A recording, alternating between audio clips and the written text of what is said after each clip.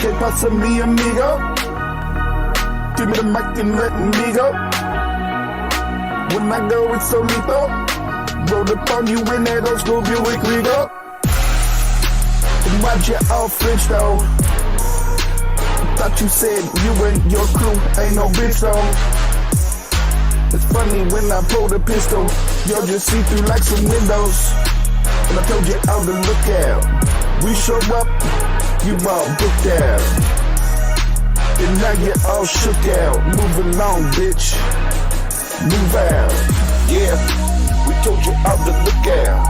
Yeah, we told you all to look out. We told you all to look out. Yeah, look out.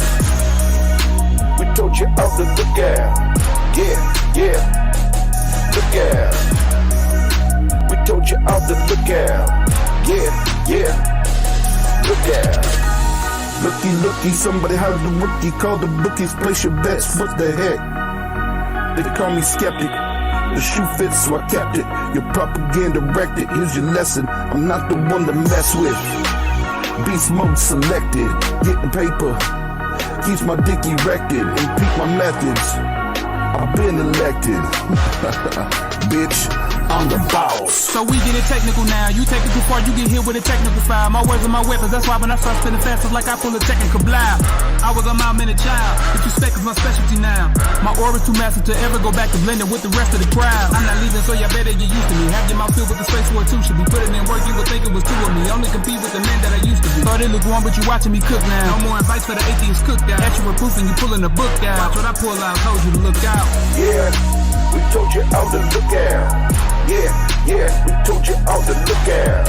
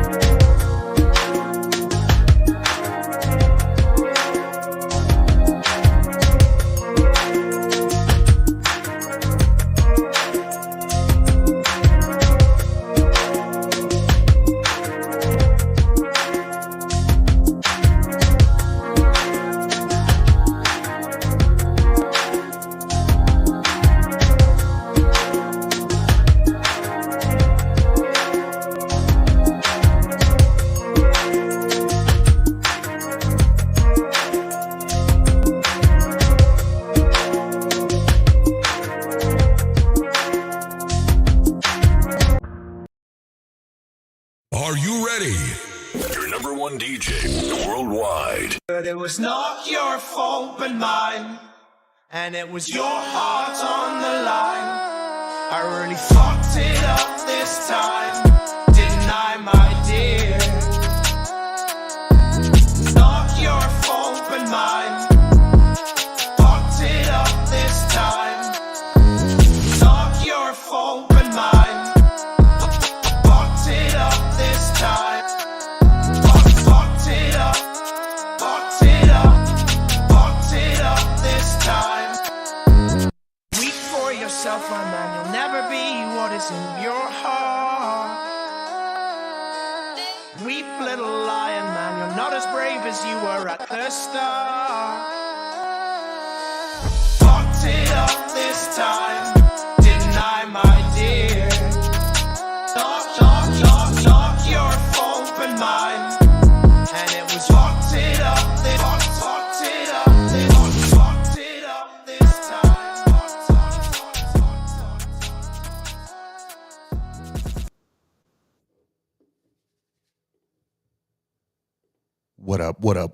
What up, Tang Gang? How's everybody feeling this evening? Thursday evening, Friday morning, depending on where the fuck you is, where you be. Welcome to the Atheist Network Group YouTube channel. I'm your host, Oz. You have stumbled upon the Atheist YouTube channel that loves theists most of the time. At least we try to. We're going to have a fun, eventful show tonight. We will be reviewing a debate between John Loftus, author, two personal favorite books of his is Debunking Christianity and obviously The Outsider's Test of Faith.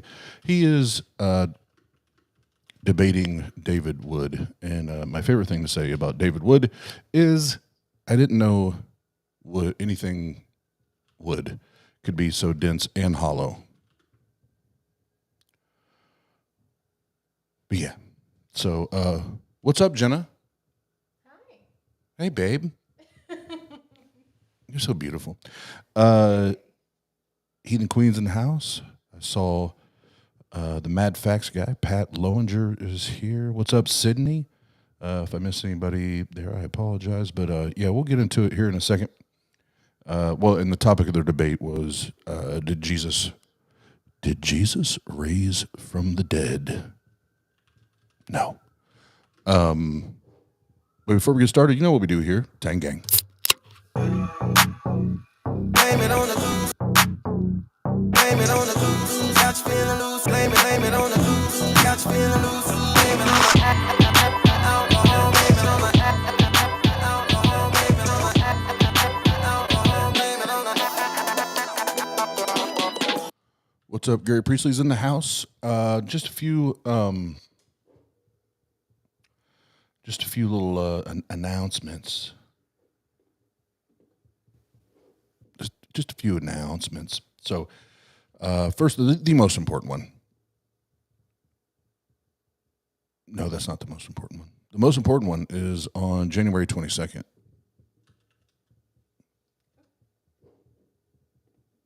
On January 22nd, it's the return of #NotLadylike. Be ready. Be there. January 22nd. That is Jenna's solo show where she gets on here, spits that game, talks that shit. And then next, returning in February is the Ultimate Debate Championship, UDC. And I started to reach out. I need to follow back up with the folks that I reached out to. The goal, the plan is for February 6th to be our return and have the first debate scheduled and go live with that. We'll keep everybody updated on that. And if you're not familiar with UDC, we actually had a good solid run year and a half or so ago, and then with all the shit that happened in my life, that was one of the things that kind of fell away or slipped through the cracks. But we're going to give it the Heimlich maneuver. We're going to give it the Heimlich maneuver, and we're going to resurrect it, just like we're going to talk about Jesus resurrecting tonight. So yeah, that's coming back. So if yourself or you know someone that enjoys debating, the links are on Twitter, Facebook. I know it's pinned on the top of the Facebook. The Tang Facebook page, the link to sign up to be an interlocutor.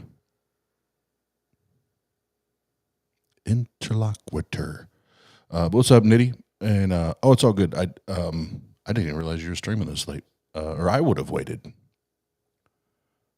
Because I love you, Nitty. Why? Because you love titties. That's why. Anywho, then now that Jenna is in Fort Wayne, Indiana. I don't know if you guys knew that or not. But now she's here. One of her focuses, many focuses, is on our new channel, Tang Shorts. Whether it's the deep dives or the comedy, that's where you'll find the little clips and the hard hitters, More coming soon. Oh, there she is. Hi. And Heathen Queen said, debate these nuts, bitches. Will do. Will do, she said. And then I think, at this point, if you don't know, you can buy Devil's Night. My first album since walking away from faith. You can buy it on iTunes. You can stream it on Apple Music, Spotify, Amazon. Just put in Devil's Night Oz, or ask Siri, ask what's Amazon's lady's name? Alexa. Ask Alexa. Listen to Devil's Night by Oz, and it's weird. It's still weird for me that it pops up. But you can do that, and then you can also go to SoundCloud and listen to, download, stream for free the 10 track cover compilation thing that I did. But then on the 16th, the first single from the next album, Osmosis, will be available on iTunes and Apple Music and Spotify. It's titled Who, and it's a banger. And I'm currently working on a track. I mean, several, but I'm currently working on one where your girl Jenna is going to be dropping about 8 bars, and singing a little bit.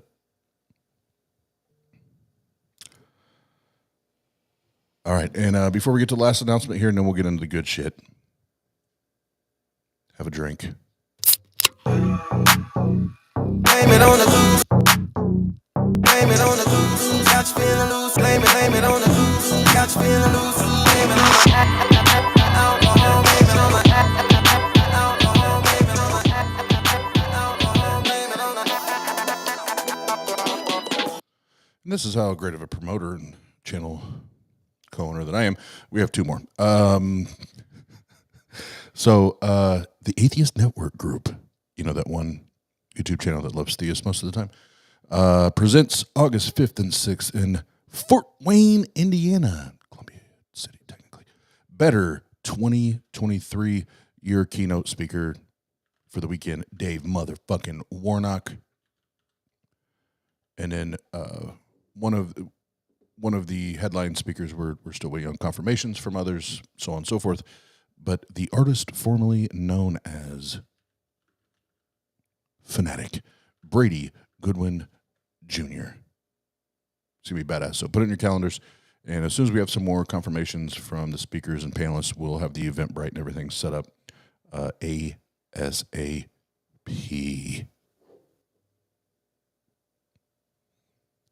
And, I forgot about this. So 3 more. Lion of Pseudo, Monday evenings at 10 p.m. Eastern Time. We just go through all the pseudo weirdo shit that I find on the good old interwebs. You know, these Christians. Lion of Judah, my ass. Lion of Pseudo.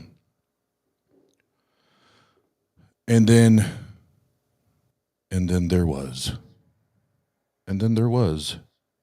the introduction to the 2023 version of the Unholy Trinity. If you don't know what I'm talking about, you're about to find out. We cometh for you. Dr. Yahshua Bowen, the father of the Old Testament, Dr. Kip Davis, the son of the Hebrew Bible, and me, this guy, the man behind the curtain. And I officially receive my doctorate that evening. You don't want to miss that. But we have quite the show planned. Let me tell you. And Trinity Radio, I hope you're ready. Because we bringing that smoke, bruh.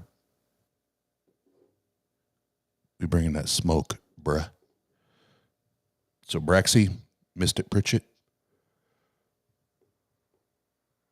we're coming to get you.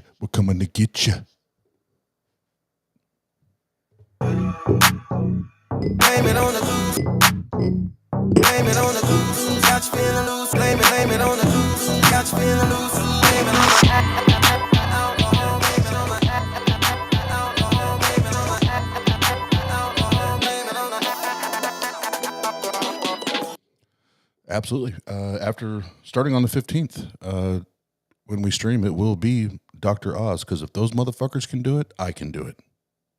Based on their credentials, credentials, based on their credentials, then based on my credentials, I can do the same goddamn motherfucker thing.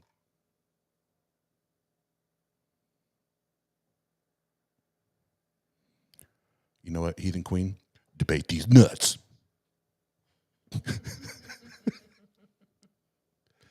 Good night, vaguely agnostic. And did you know that agnostic is incoherent? Did you know that? That's what I learned from Darth Dawkins. It's just that's incoherent. I'm kidding.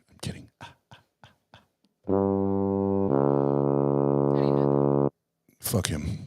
Is that a universal claim you're making? Oz, are you making a universal claim?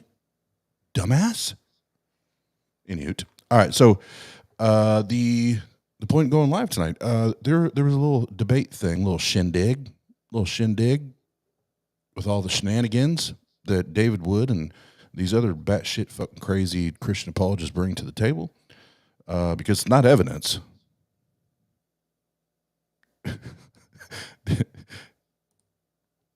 Sure did.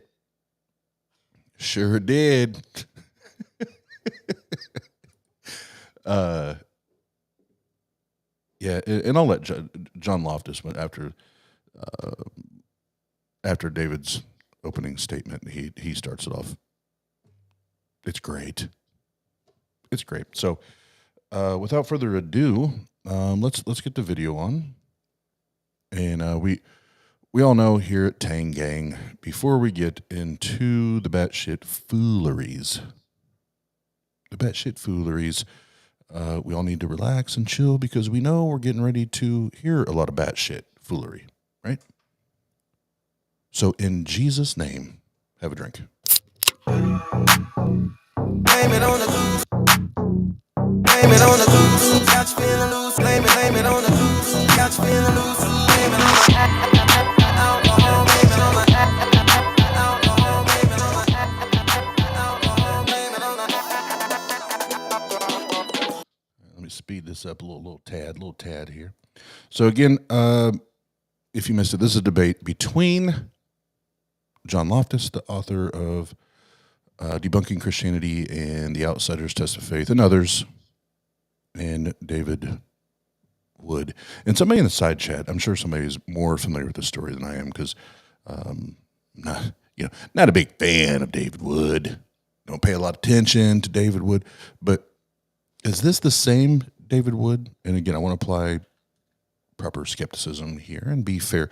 Is this the same David Wood that did a thing to his dad, like some weirdo sick shit to his dad? What? Is this the same one that I'm thinking of? And that's why I don't want to say a bunch of shit, because I'm not sure if this is the same person. Because again, anytime I've ever heard this guy talk, I either want to go to sleep or drive my head through a brick wall. So before I open a can of worms that doesn't have any accuracy to it, I'd rather just shut up. Yeah. Oh, I agreed. Yeah, he's okay. Nitty, thank you. He confirmed it. Yes, David Wood indeed did almost murder his dad. So consider your sources. Consider your sources. Here we go. Without further ado, let me welcome to the podium Dr. Wood. But see, this is what I'm saying, y'all. If someone like David Wood can call himself a doctor, for fuck's sake, I can too. It doesn't matter what your name is. Shout out WWF.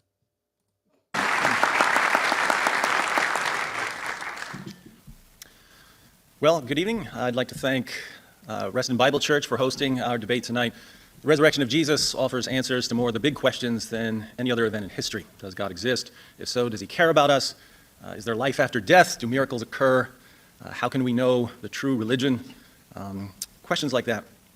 And we had our answers to these questions when a group of women showed Just wanted to point out that the gay Jesus has arrived. Blame it on the goose. Blame it on the goose. Got you feeling loose. Blame it on the goose. Got you feeling loose. Blame it on the alcohol. Blame it on the alcohol. Blame it on the alcohol. Blame it on the. So the gay Jesus, or Jesus, serious question. When you were crucified, were you crucified as a straight male and resurrected or erected as a gay Jesus? Or do I have this all just fucked up? Since you're here and it's live, I got questions. So I'll let the video play and I'll wait for your response. showed up at the tomb of Jesus and were greeted by an angel who said, "Do not be afraid, for I know that you are looking for Jesus who was crucified. He is not here, he has risen, just as he said." The early Christians defended this proclamation against critics, and it's an honor to carry on that defense nearly 2,000 years later. I'd also like to thank my friend John for representing the atheist position. This is my third debate with John, and his dedication continues to amaze me. I don't think Christians appreciate the sacrifice many of our atheist friends make when they I just have to say, John Loftus, you have way more patience. Way more patience than this guy. Oh, do we have an answer? You are in it. I think you're already trying to spin this into something that it isn't. I'm not in it. I assume you meant I'm on it, which now I don't know what we're talking about anymore, gay Jesus. I went down straight and came back in my perfect form, which of course is gay and fabulous. And you know what? Jesus, good for you.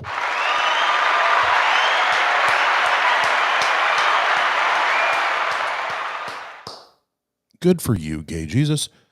Be you. Like I always say, find what makes you happy and do that. Be that. And I'm glad that you resurrected as gay Jesus. I think that's fabulous.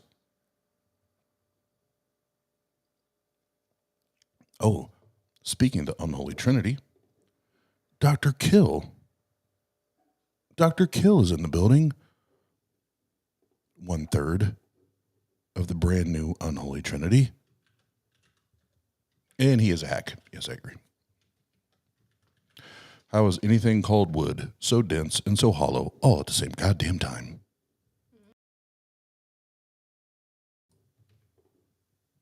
They spend so much of their time talking about Christianity.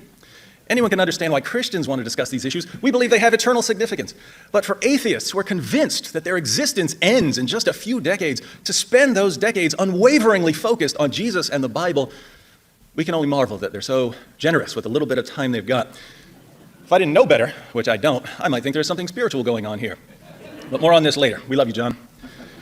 You're a good man, Dave. Did Jesus rise from the dead? The short answer, yes. The long answer, yes.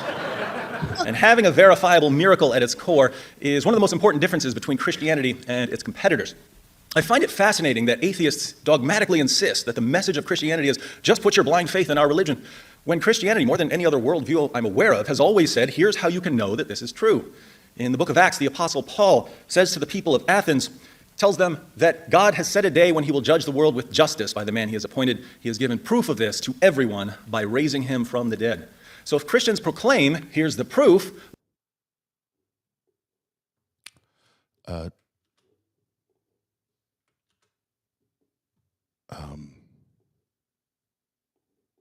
Heathen Queen, this wasn't a matter of trying or just giving effort to. We did recreate the unholy trinity. Debate these nuts. Why do atheists here just believe without any evidence whatsoever? It's as if hearing they do not hear and seeing they do not see. But for those with ears to hear, knowing that Jesus rose from the dead is actually much simpler than people realize. To know that Jesus rose from the dead, we only need to know two things. One, that he was dead, and two, that he was alive again later. And I want to point it now back to a little more of the serious side. Kip said, did John Loftus just call the diagnosed psychopath a good man? He did. And I tagged John on Facebook. I couldn't find him on Twitter, but I tagged him on Facebook because he and I, actually since Better last year, and it's been my fault we haven't connected. But he lives here locally, and I was trying to connect with him, and I dropped the ball. But I would love to have a conversation with him about this debate, but also that, because that struck me. Because I went and rewound it, and that struck me. It hit me a certain type of way, and I would like to ask him why so charitable in that regard. But we'll see.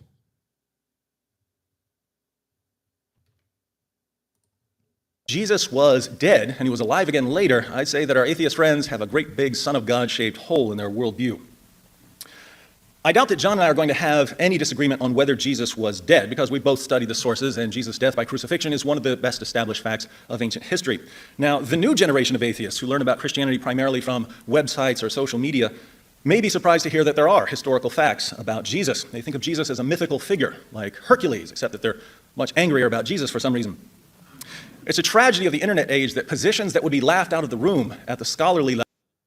Okay, last time I paused him, let it go, and that way he can get in his non-evidence that's so evidentially not evidence that it's evidence for not being evidence. If you pick up what I'm saying, if you can smell what the rock is cooking.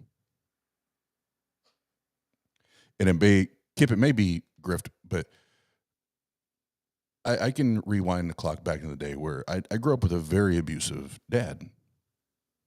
And as many times, actually, just point blank, when I got to my wit's end, I beat the dog shit out of my dad. Like once I got big enough where I realized, oh shit, I'm bigger than you and I can beat your ass, shit went down. But never one time did it cross my mind that maybe I can, whoosh, whoosh,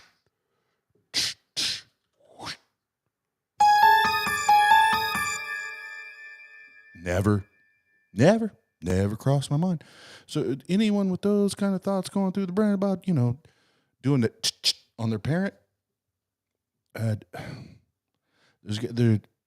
has to be some question, some doubt, some skepticism there, whether you're in your right mind or not. Level can become quite popular at the internet level by circulating among people who don't know much about a topic. At the scholarly level, Jesus mythers are thought of as along the same lines as Holocaust deniers, but at the internet level, it seems like every other atheist I run into says Jesus never existed. Really? Well, what books have you read on this? None, but I watched like 3 YouTube videos, so I'm obviously more knowledgeable than every respected scholar on the planet. Meanwhile, even some of the most critical historical Jesus scholars will acknowledge certain facts about Jesus. That he was baptized by John the Baptist, that he had disciples, that he was... Okay, see, when I say those things, I want to give a clear follow-up. And yes, Heathen Queen, what you're talking about, that's like, handle business. Handle business. When somebody that you love is being harmed and hurt, and maybe their life is, in fact, in danger, you do what you got to do. And again, I wasn't there. We weren't there for David's shit. But all of the reports or the information that I've ever read, that was not the case. That was not the case. So to draw a clear distinction there, for those that watch this later, no, if your life or a loved one's life is in danger, handle business. Handle business. That's all I'm going to say.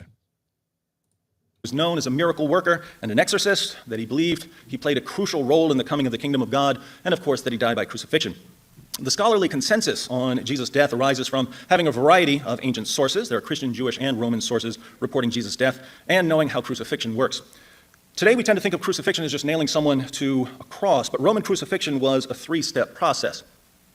The first step was the scourging, which was sometimes called the half-death because victims would be half dead by the time it was finished. The Romans used a flagrum made of leather thongs with chunks of bone and metal woven into the strands, designed for removing human flesh.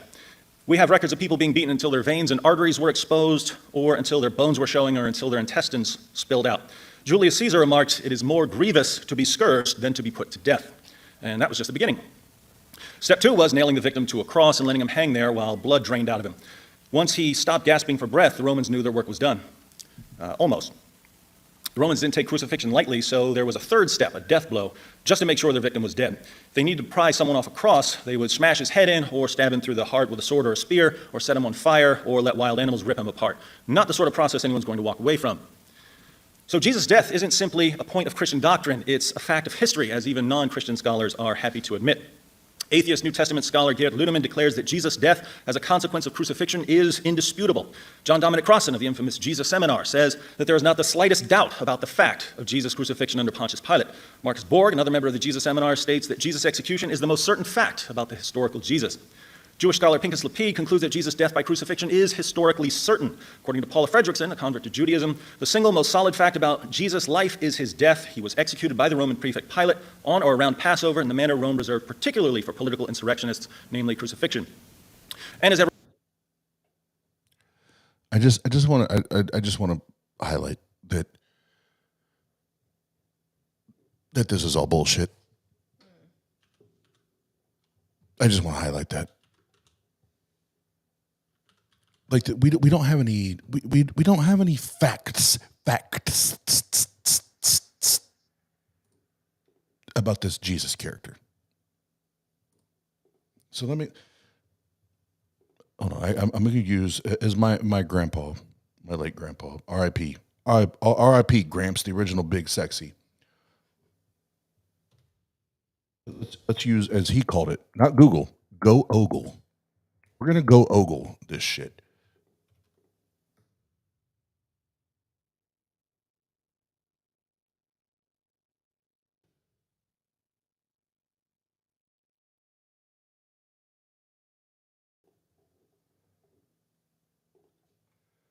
All right, so most of us here are skeptics, agnostics, atheists. And most important, I at least I would hope, is that we're truth seekers. We want to believe more true things than not.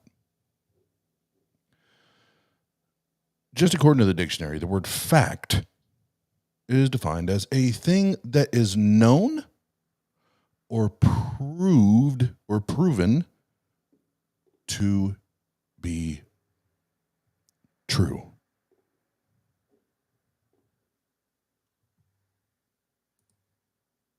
Other than just a bunch of shit thrown together in a Gary humper mass, a hump of a mass. Oh, fuck. Gary Hump of a Mass does with his minimal facts that change every 2 to 3 years. They're not, and even those aren't facts. Come on, y'all.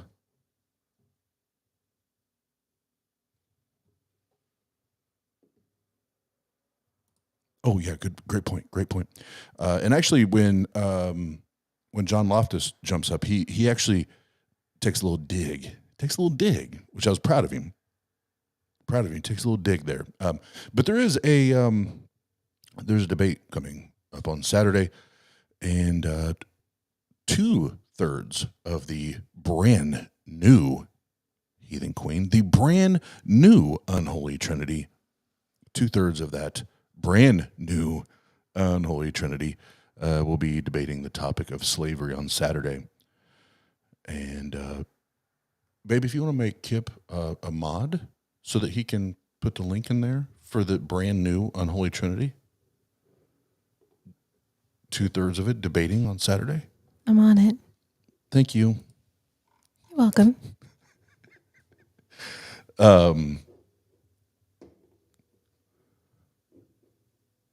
Yeah, I just wanted to highlight that this is just more evidence that there is no evidence, and further reasons to not believe, and further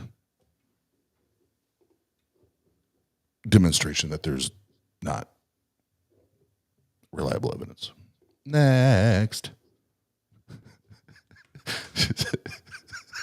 Fuck y'all did it. What's up, Gio?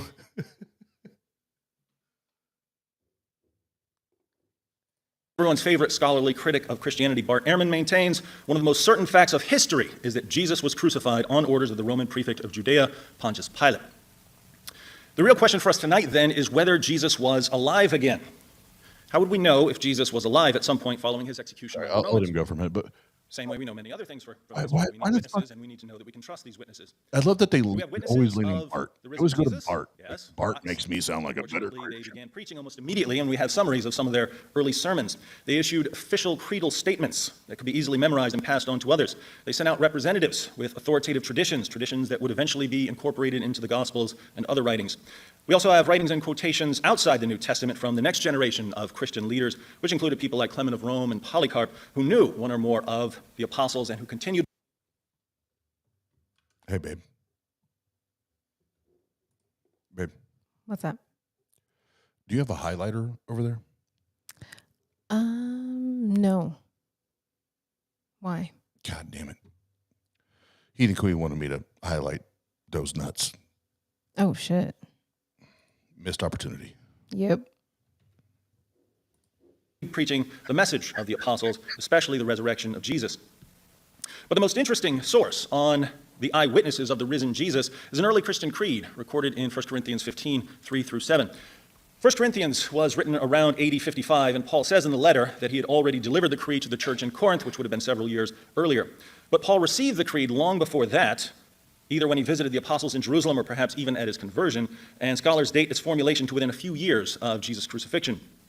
James D.G. Dunn writes, this tradition, we can be entirely confident, was formulated as tradition within months of Jesus' death. According to Michael Goulder, Paul received the tradition, that is, he was taught it at his conversion perhaps 2 years after Jesus' death. Ulrich Wilkins says that the creed indubitably goes back to the oldest phase of all in the history of primitive Christianity. Garrett Ludeman maintains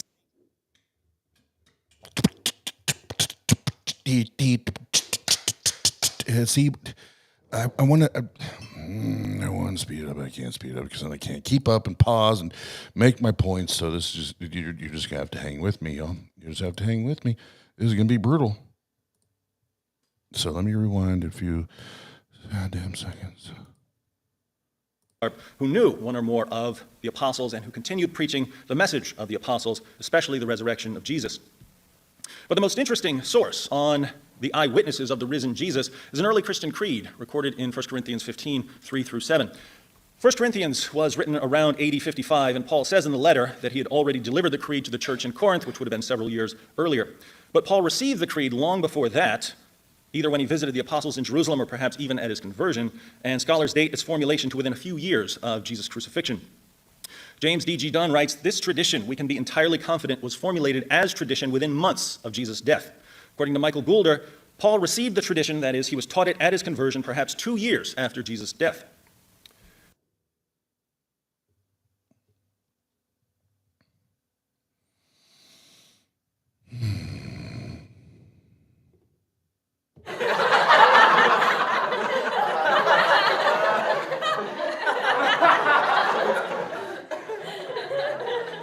Oh, it's funny, haha. It's funny, haha. Oh. God damn, motherfuckers. Blame it on the goose. Blame it on the goose. Got you feeling loose. Blame it on the goose. Got you feeling loose. Blame it on the alcohol. Blame it on the alcohol. Blame it on the alcohol. Blame it on the.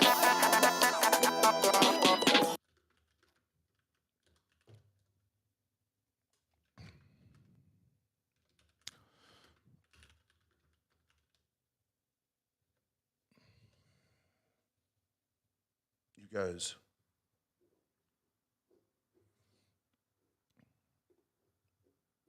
Don't get me wrong. I'm getting ready to receive my doctorate in just a few days.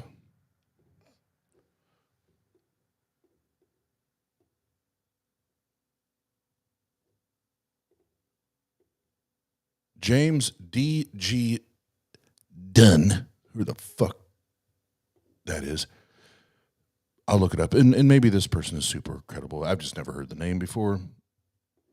But this tradition, and I quote, babe, can we take me me on like full screen? I want to make sure that these points are very clear. Thank you.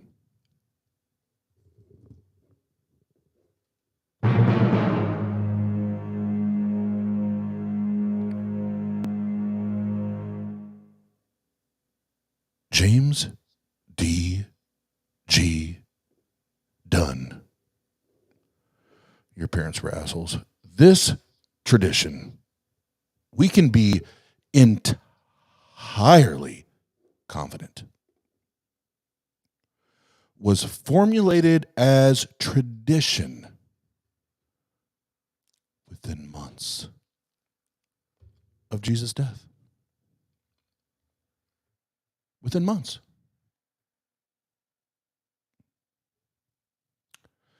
Michael Goulder, Paul received. Angels we have heard on high.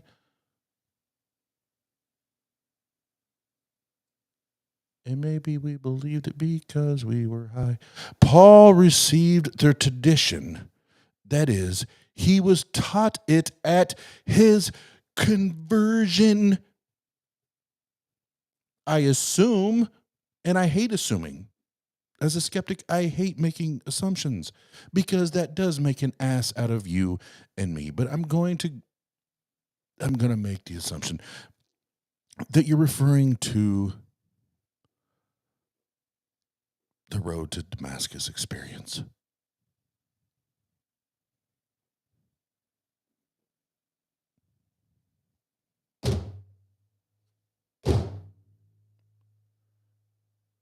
That's not evidence.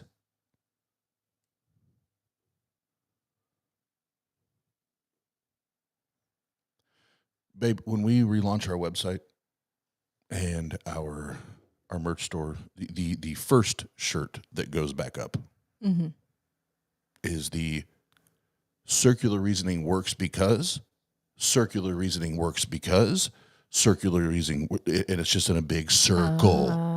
I like that. Because why? Christianity is just one big old goddamn fucking circle jerk. That's what we've got to here. So yeah, maybe we can make it into a form of a circle jerkle. No, never mind. Yep. Circle jerkle. Circle jerkle. Circle jerkle. Yeah. Yeah, and Dr. Kill, Kip Davis and I here in 3 or 4 days will be sharing very similar credentials and degrees and doctorates. So he and I are step for step, thought for thought. But I do agree. But I do agree with this. I don't get how scholars think they can date the creed so precisely. It sounds like nonsense to me. And just as this brand new earner of a doctorate, Dr. Kill, I'm with you. I'm with you. How the fuck do they know? How the fuck do they know? How the fuck do they know? I don't get it. I don't get it.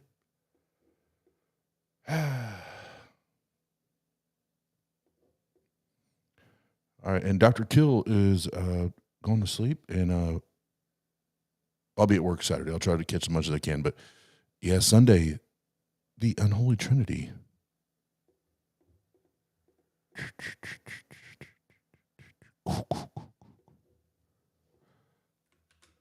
And love you, gay Jesus, but the gay Jesus. We love you. Thanks for hanging out. And I'm glad. I'm very happy for you. I am. That you found your happy Jesus, that when you resurrected, that you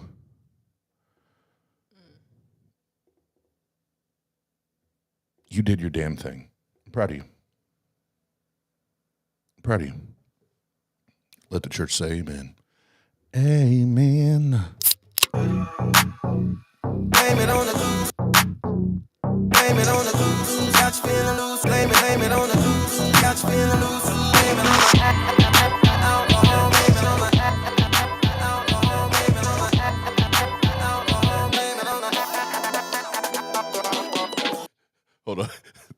So completely off the topic of the Jesus thing. This is amazing. The fact I fucking love you, Jessica.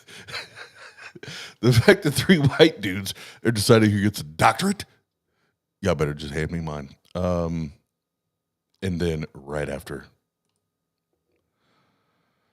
old Pat jumped in. I'll let y'all figure this shit out. Heathen Queen wait in line right behind me.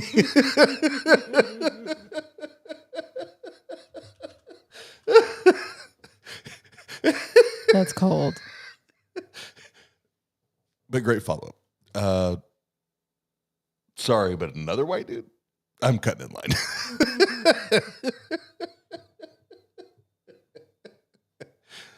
Oh man.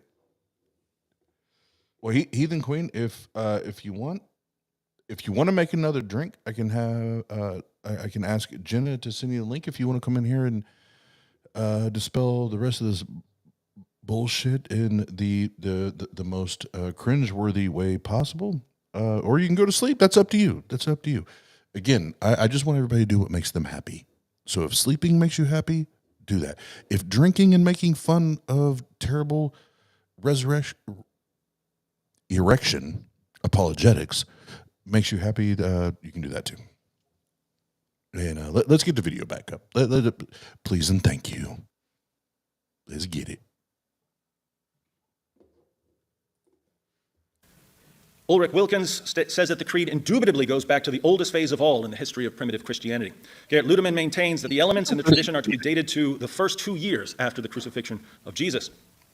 Paul Barnett dates the creed to within 2 or 3 years of the first Easter. Richard Burridge and Graham Gould say it dates from only a few years after Jesus' death. Robert Funk in the Jesus Seminar put it within 2 or 3 years at most.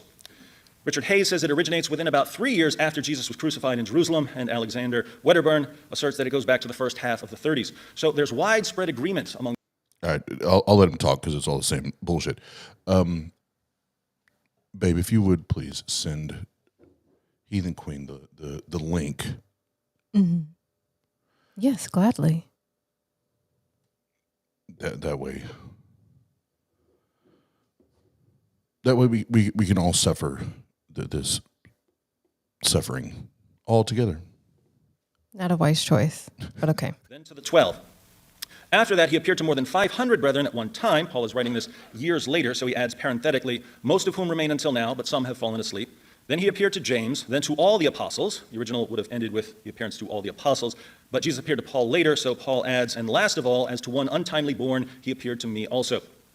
Notice what we have here. We have Jesus' death for sins, his burial, his resurrection on the 3rd day, and numerous appearances, and we have all of it as authoritative tradition within a few years, if not within months, of the crucifixion.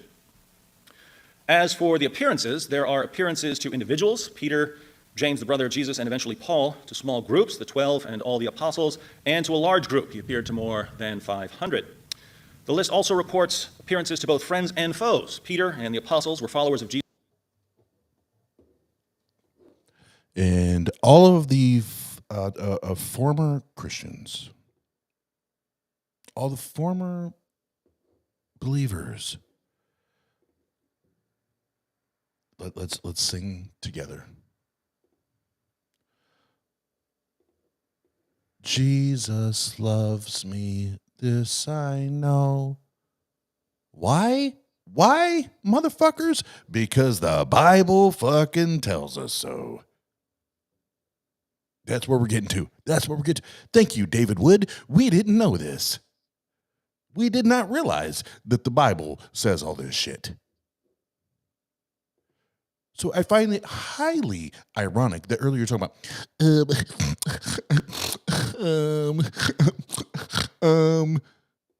your average atheist is just goes to YouTube and Googles and watches like 2 or 3 videos, and now they're informed.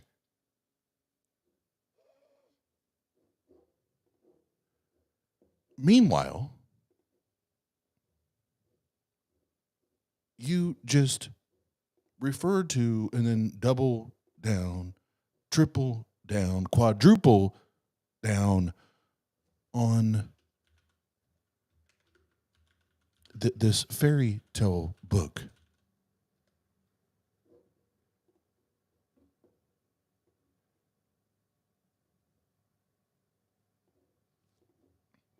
That's our evidence. That's our evidence. Jesus during his 3-year ministry, but James and Paul weren't. James didn't believe that his brother was the Messiah when Jesus was preaching in Galilee and Judea, and Paul persecuted the church and tried to destroy it. Yet they're all listed as witnesses who saw Jesus alive again sometime after his death. This passage eliminates 2 skeptical responses to Jesus' resurrection, the legend hypothesis and the hallucination hypothesis. At the internet level, there are still people who claim that Christian belief in Jesus' resurrection arose through a process of legendary development over a period of many decades.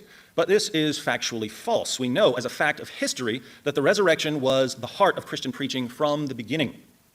You also may have heard people argue that Jesus' disciples simply hallucinated the resurrection appearances.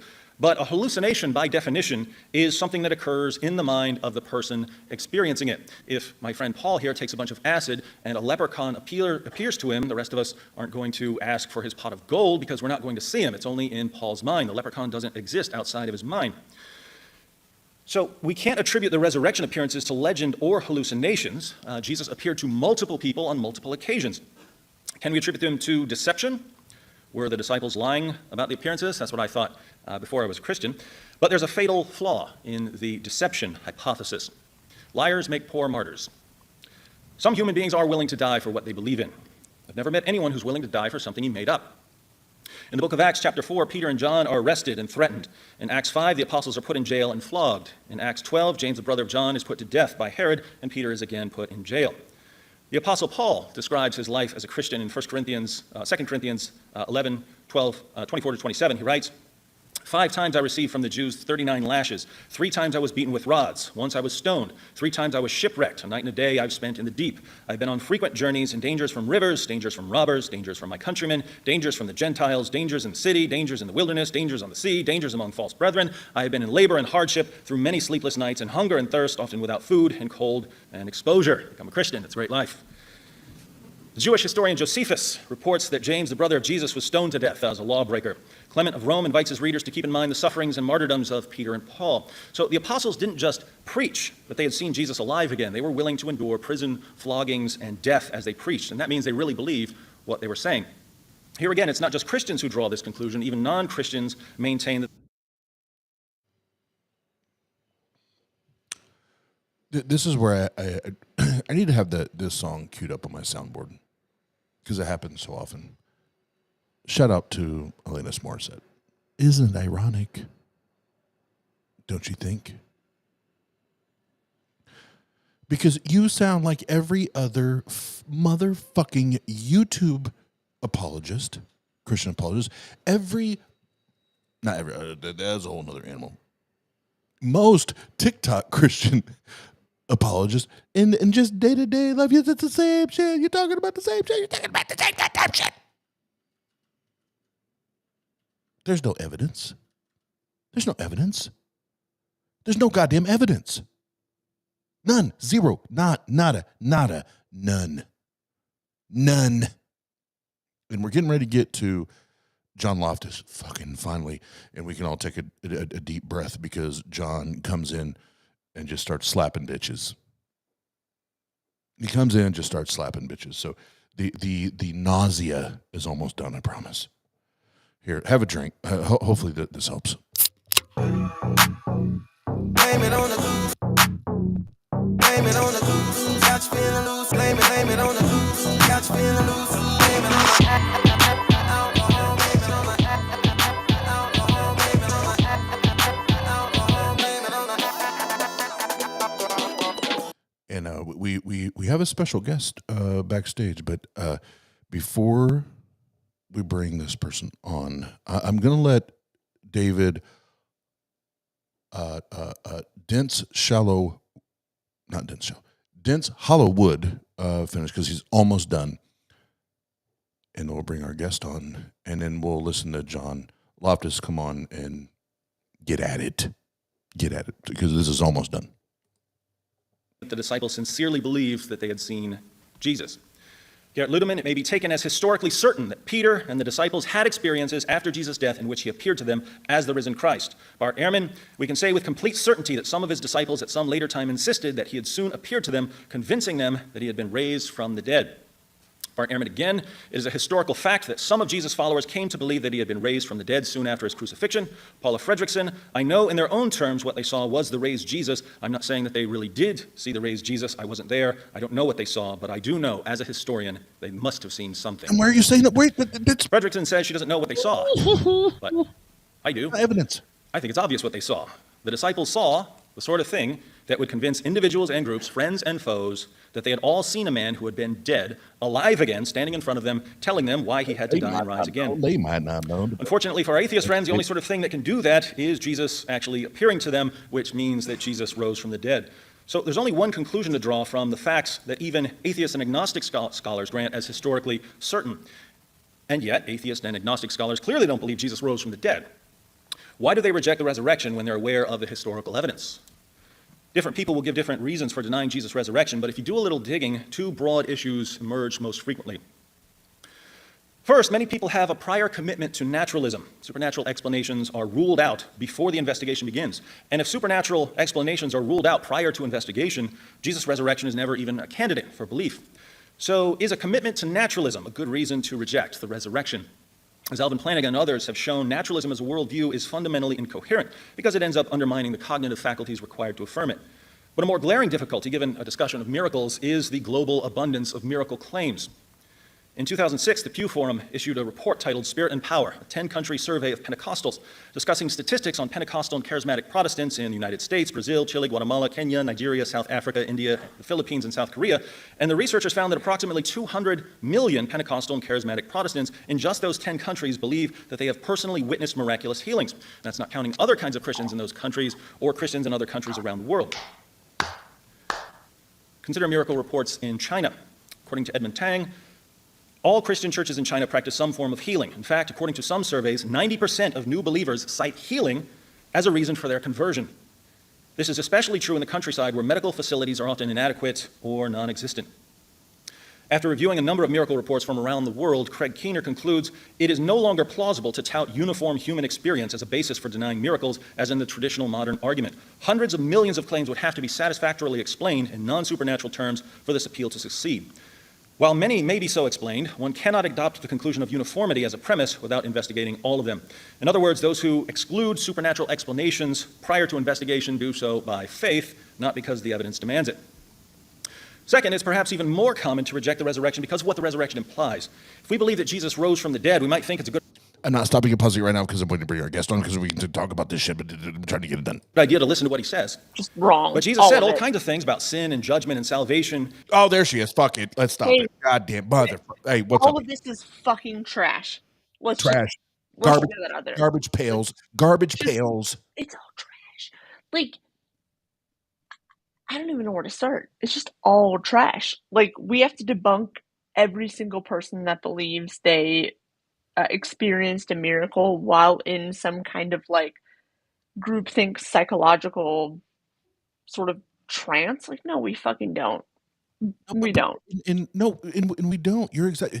And if we're gonna flip, let's flip the narrative, and let's say. It's a bit of hack, but yeah. And I love it because John Loftus is the interlocutor.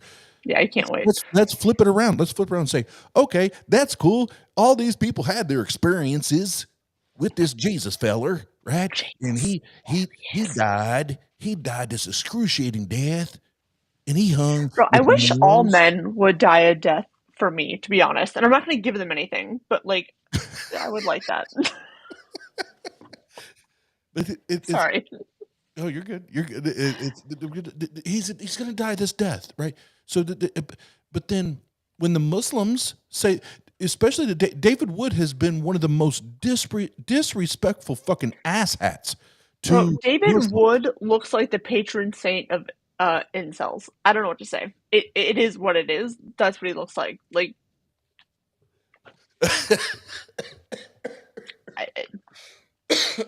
it's not even a joke at this point. Like, it's the hair bothers me a little bit. The hair bothers me a little bit. The shirt, the like whole ass vibe. It's like, you just have to like know because like I said it, and it's like nothing you just said is remotely true or statistically provable. But like, okay, cool. And when I say this, Heathen Queen, anybody in the chat, please, I hope someone, anyone, everyone makes this connection when I say this. When the first time I watched this debate, every time, like there's his, introduction or the back and forth, whatever. This is the 2023 Dwight Schrute.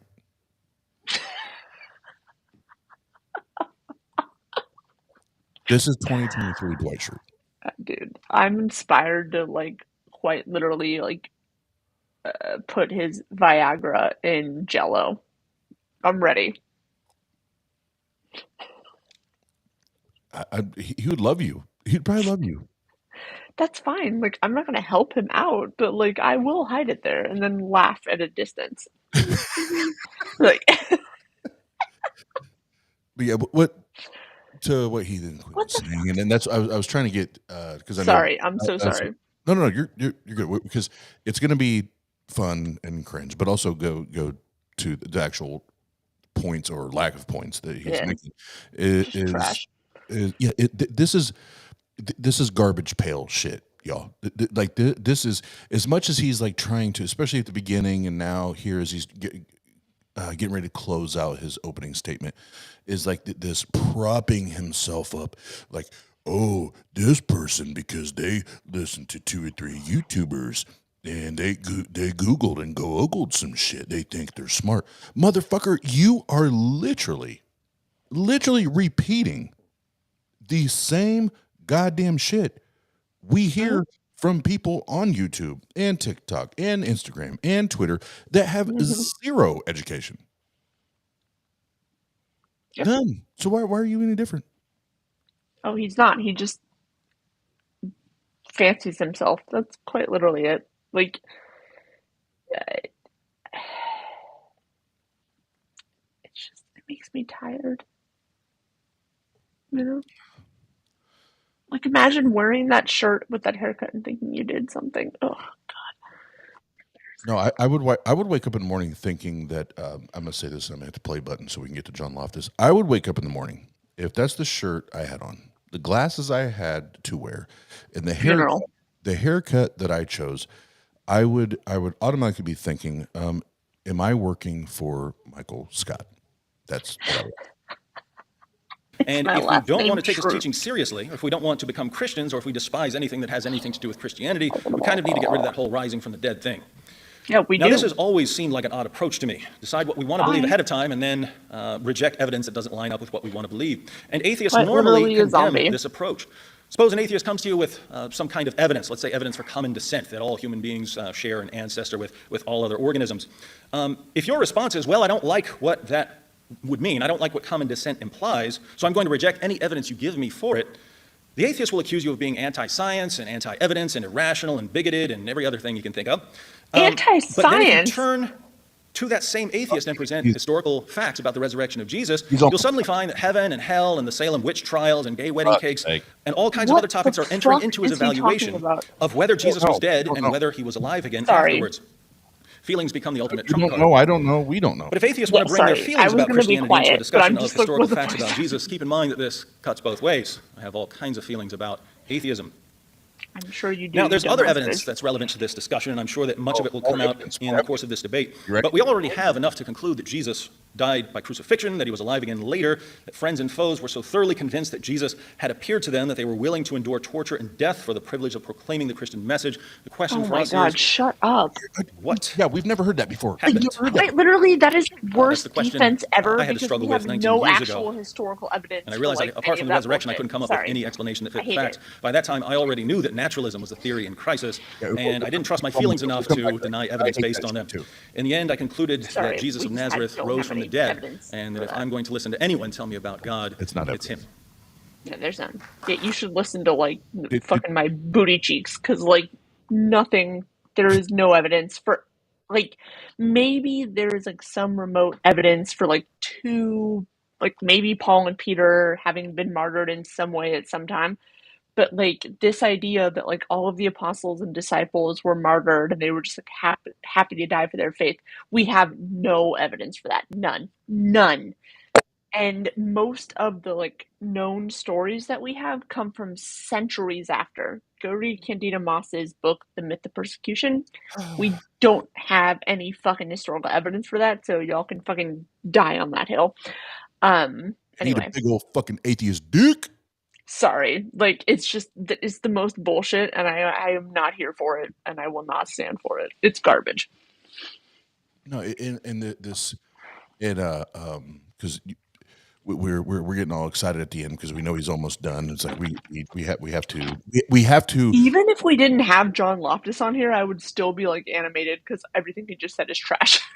Oh no, absolutely, and that's what I was saying is the climax for it, and I'm not even going to allow him to say it. I want to repeat it. That way it's clear because he's talking kind of fast because I sped up the video. Yeah. His ending line to his opening statement was, hold on, I have to drink. No, I hate it. Can I chug this? Blame it on the goose. Got you feeling loose. Blame it on the goose. Got you feeling loose. Blame it on the alcohol. Blame it on the alcohol. Blame it on the alcohol. Blame it on the. He said, why would I listen to anyone else? Or sorry, why would I listen to what anyone else has to say to me about God when he can tell me himself? Oh, right. Word? You got that plug?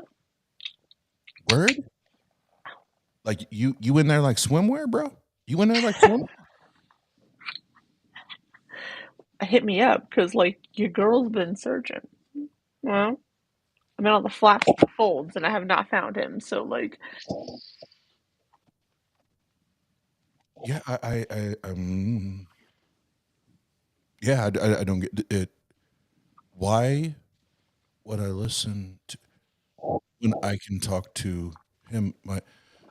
And shout out to what is his number?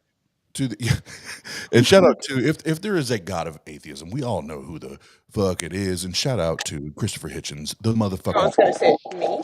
gangster, Uh, the gangster, and he said it.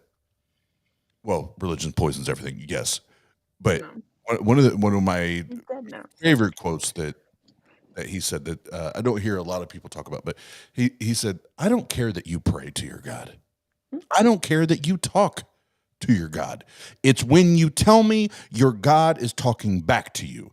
That's when I'm worried." I have the number of a great therapist, and like I'm happy to share it. Like I'd be overjoyed to share her number, her like reference information, because like if some man in the sky who you cannot see or verify is talking to you, then I have news for you, my brother in Christ, or whoever, you know, my brother in Barabbas. Like, let me just, you know. What if? Oh, this could steer this a whole different direction. What if they would have said Barabbas? Dude, I have so many thoughts on the Barabbas situation. I can't even get into it now, but like that entire Pontius Pilate, Barabbas, whatever is fully, in my opinion, a later creation of of a group that is trying to get on this positive side of the Romans. Like, let's leave it at that. Pontius Pilate in no way fucking ever was going to just be like, hey, y'all Jewish people who I don't even fucking like, what would you like me to do here? Would you like me to release this guy or this guy? They both have like the same name, but also both of them are just like treasonous. Like, what would you like me to do? Like, that would have never fucking happened. Like, let's be real. It would have never happened. That's a great point. That would be, and you correct me because your doctorate and my doctorate are in entirely. I don't even have one yet. But you do. You don't, but you do, right? Because I'm just like fucking strong arming it out of people. Yeah. According to Christians, like any of us can be a doctor. Oh, so right. Yeah, totally. You're a doctor. I'm a doctor. We're all a fucking doctor. Oh, totally. It's just whatever field that you want, and ours are different fields. But it would be you bring and bring that up and saying it that way. No, Pilate. Like if Pilate was a dickhead, he would have killed them both. He was like, no questions, not even on the historical books. He would have been like, y'all can both fucking die. Like, that's it. It wouldn't even been a second thought. No questions, no problem, no whatever. Like, so correct me if me drawing this comparison or analogy would be incorrect. Saying, let's say we are right now, like this is Bible times, but instead of the name Pilate, it is Putin. Does Putin spare Jesus or Barabbas? Neither. He spares neither. He fucking kills them all, right? He kills them all. Raise the earth. He doesn't give a fuck. Like, that's the thing that I feel like so many people are missing. Like, even if you in this day and age think that Jesus was your Lord and Savior, whatever, when he was alive, quite literally, almost nobody thought that. Especially the Roman authorities. The Roman authorities could not have given less of a fuck. Like, did you rub them the wrong way? Get on the cross. Like, I just feel like people don't understand Roman authority and that, like, time and place. Like, and the way that they just did not give a shit. Like, they had no conception that this man was any kind of deity. And any kind of treason or rabble-rousing or whatever you want to call it was punishable by death. And, like, by the worst possible death you could imagine. And they would enjoy it. And they would not ever have a second thought about it. And, like, I know when you have this, like, ideology in your brain, it's hard to wrap around that. But, like, this is something that folks have been conditioned to believe and understand and, like, prioritize, but in its contextual sort of whatever history situation, like, this guy would have just been another fucking nuisance that they either nailed or tied up to a cross and let the vultures pick and then dumped him in a mass grave. Absolutely. Full stop. Absolutely. Like, that's it. Let's. I'll say this and sorry. Yeah. And well, make a statement and then turn it into a question. So, according to Christian lore, there's this sign. There's this sign that they put up above Jesus while he's hanging on this cross, and it is, he is the King of the Jews. It's just big. It's just big, like, propaganda. To be honest, if we're being, like, really for real, like. And that's why I said I'll make the statement, and then no, you're good, because I think there's. I think the question that follows and the conversation that follows that is most important. Is all right. So we have this dude. Supposedly, we have this dude hanging from this cross.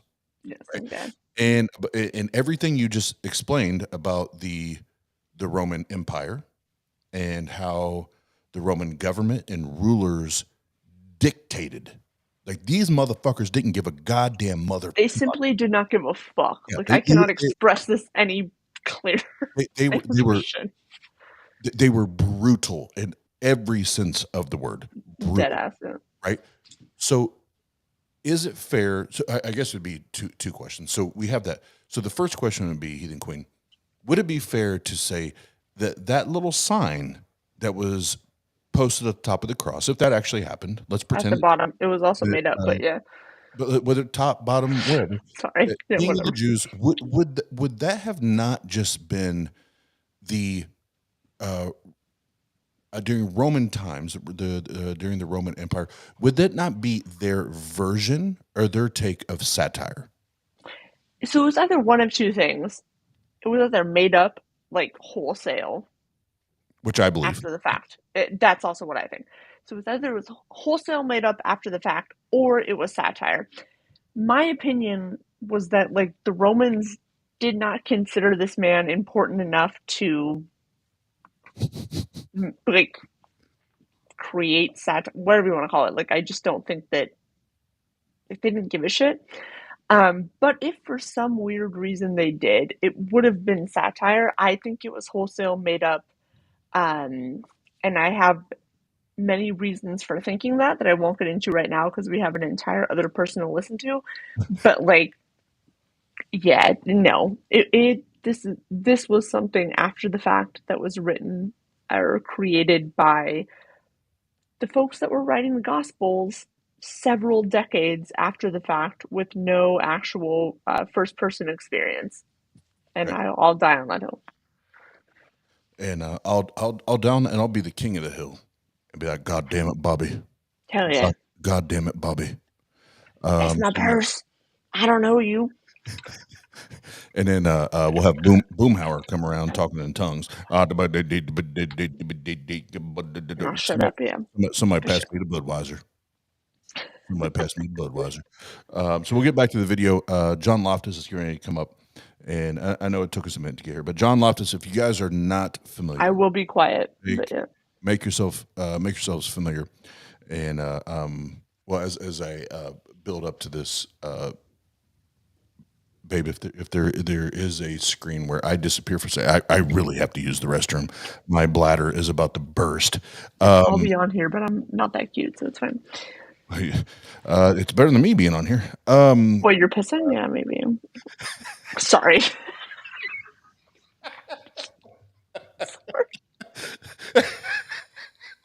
I'm sorry. Send me to hell. I'm done. Here's the thing. You say that, and I laugh, and you say, I'm sorry. No, just go with it. Just go with it. Don't apologize. If I'm laughing, just run with it. Like, you and I are brother and sister. I can feel it. Yes, we'll Get John Loftus up here. I'm done. And then I do have to go burst bladder. But this is John Loftus, and yes, I've read two of his books, Debunking Christianity, and the other one, which is personally my favorite, The Outsider's Test of Faith. Which he wears a lot of good hats. Okay. Next. Oh yeah, he rocked the lids. He rocked the lids. He rocked the lids. But yeah, he'll John Loftus. And as he starts off, I will disappear. I'll still be listening, but I'll disappear for a second, and I'll be right back. Don't make sure we're not listening. That's all I have to say. Oh no, I'm gonna do like some Fox News shit where I keep the mic on while it's a giant. I don't want to hear about it. All right, here we go, babe. Here we go. Not me, Jenna. Bring this man on the screen.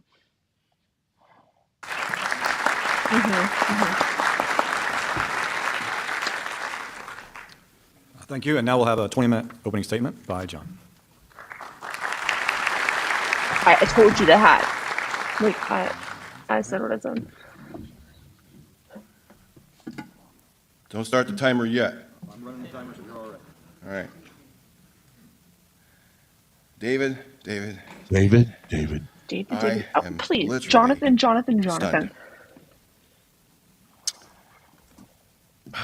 Okay. But I'm going to be nice. If that's all it takes for you to believe that somebody was raised from the dead, then you might just believe anything. I mean, you might believe that witches are empowered by the devil and think that they should be killed. You might believe, based on the Bible, that slavery is okay. Oh, he said what he said. You might believe that people are going to go to heaven, and so when you're in the Crusades, not knowing which ones are true believers and which ones not, just say, well, kill them all and let God decide. All right, I'm sorry. I got to get on with my talk. I can't express to you how diametrically opposed we are in our views of things. So let me get on to what I've got to say. You want to put that up? Okay. Would you do that line by line, please? Okay. I want you to think in terms of never having heard about Jesus before, never having heard about Christianity before. Now, if you had had that in mind when he was talking, if you had that in mind the very first time when he stood up and said anything, the very first time he spoke a word, and you were evaluating his case based on never hearing about Jesus, never hearing about Christianity, you would have the same view of things as I do sitting here listening to that evidence. See, most of us are raised to believe what our parents taught us, or our uncles, or grandparents in a Christian culture mainly. And if you were raised in a Muslim culture, you would be taught differently. If you were raised in a Jewish culture, you'd be taught differently. If you were raised in a Hindu or a Buddhist culture, you would be raised to believe differently. And you would come to a debate like this, and you would hear someone defend your views, just like David did. And no matter what I said as an atheist, you would walk away and say, David just kicked butt tonight. I mean, if you were a Buddhist, you would do that.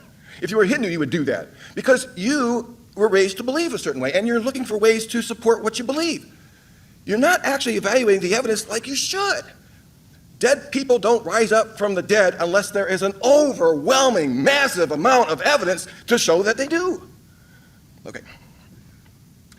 Yeah, I'm sorry. I'm just jolted once again by the lack of evidence here. And let me just go through Shocking. that. David wants us to believe, I want you to imagine David wants us to believe in Yingianity based on a guy named Ying, who he claims was resurrected in 4th century China. Now, you heard the statistics that 90% of the people in China think they are healed. When they are healed, they're healed supernaturally. So that would stand to reason that China would be a superstitious country. If you approach the evidence like that, I chose Yingianity on purpose because it sounds like Christianity, and based on 4th century documents that resemble Christianity in every way. Ying was raised from the dead. He was believed to have saved the world, from their sins, and he died some horrific death. And he was prophesied based on some ancient text before that. And we recently found these documents. We recently found these texts in an archaeological dig somewhere. The religion, of course, has died out. The reason why it died out is because some guy named Mao in Beijing conquered the land and rid itself of Yingianity. So it basically went out of existence, and he established a different religion in its place. Not Yingianity, but some other kind of religion. Now, it's died out. And David's here. He's trying to convince us to believe in Ying and Yingianity based solely on 4th century documents. That is, documents that are 4 centuries old. That's twice the length of time America has been in existence. Now, let's just say we wanted to evaluate whether George Washington existed. And all we have are published results of George Washington. When was this published? Well, 2015. What does it say he did? Well, he cut down a cherry tree. What else does it say that he was president of the United States? Well, what else? Well, he was married to Martha. What else? Well, where's the earlier sources? Well, we have little fragments here and there. Here's a little fragment here, But what did the surrounding fragment say? What did the surrounding document say? Well, we're assuming it's the same as what we have, but we don't know. We can't say that. And you wouldn't have any reason. So he's getting ready to bring up a religion. He may have already referred to it, but he's going to refer to a religion from China, and I'm gonna let him get through that bit, and then we can open up for the conversation, because David Wood says nothing else after that is any of importance or anything different than what he already said. But John does a great job of drawing the comparison between the two religions. At the end of the day, why would you believe this and not this? So I'll let it go there, and then we'll dig in. Bon appetit. Bon appetit. Bon appetit. Believe that George Washington exists unless you could trace it back to earlier sources, especially if there were reasons for thinking that those texts were doctored up. Okay, next. All right, now why am I asking you to do this? Why am I asking you to look at it differently? Because it's the only way to do things. It's the only way to actually evaluate the truth of your religion. Why? Because you were raised to believe this religion, weren't you? I mean, you were raised to believe as Christians. You know nothing else, most of you.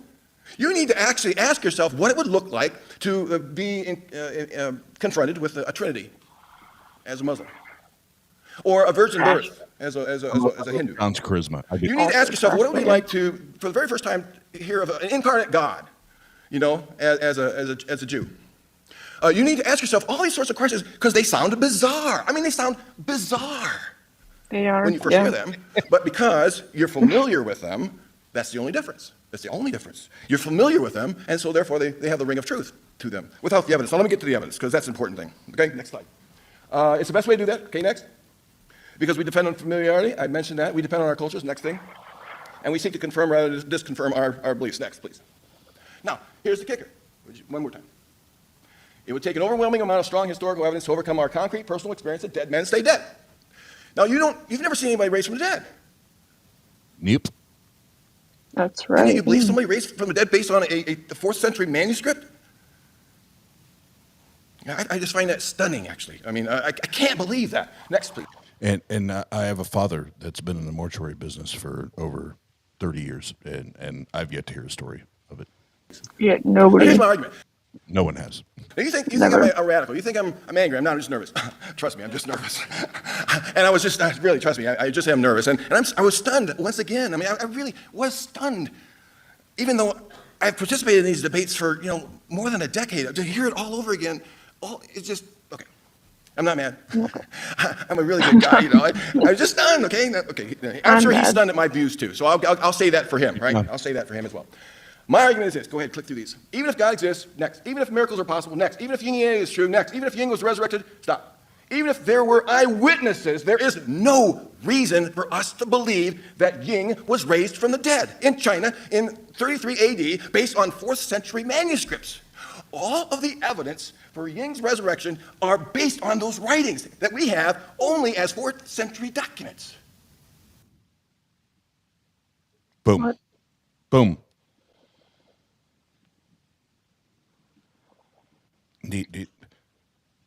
Need we say any more? I mean, I don't think so. But would you like him to finish? I think he finished right there. Yeah, I mean, the previous speaker provided actually no evidence. So, if we're being, really, really for real, this is like tummy sticks, where one person is just, presupposing nothingness, and the other person is like, there's no evidence for that, and we're just vibing. Really. And that's the whole point. That's where I said we can let John, that can be his opening and closing statement. Right.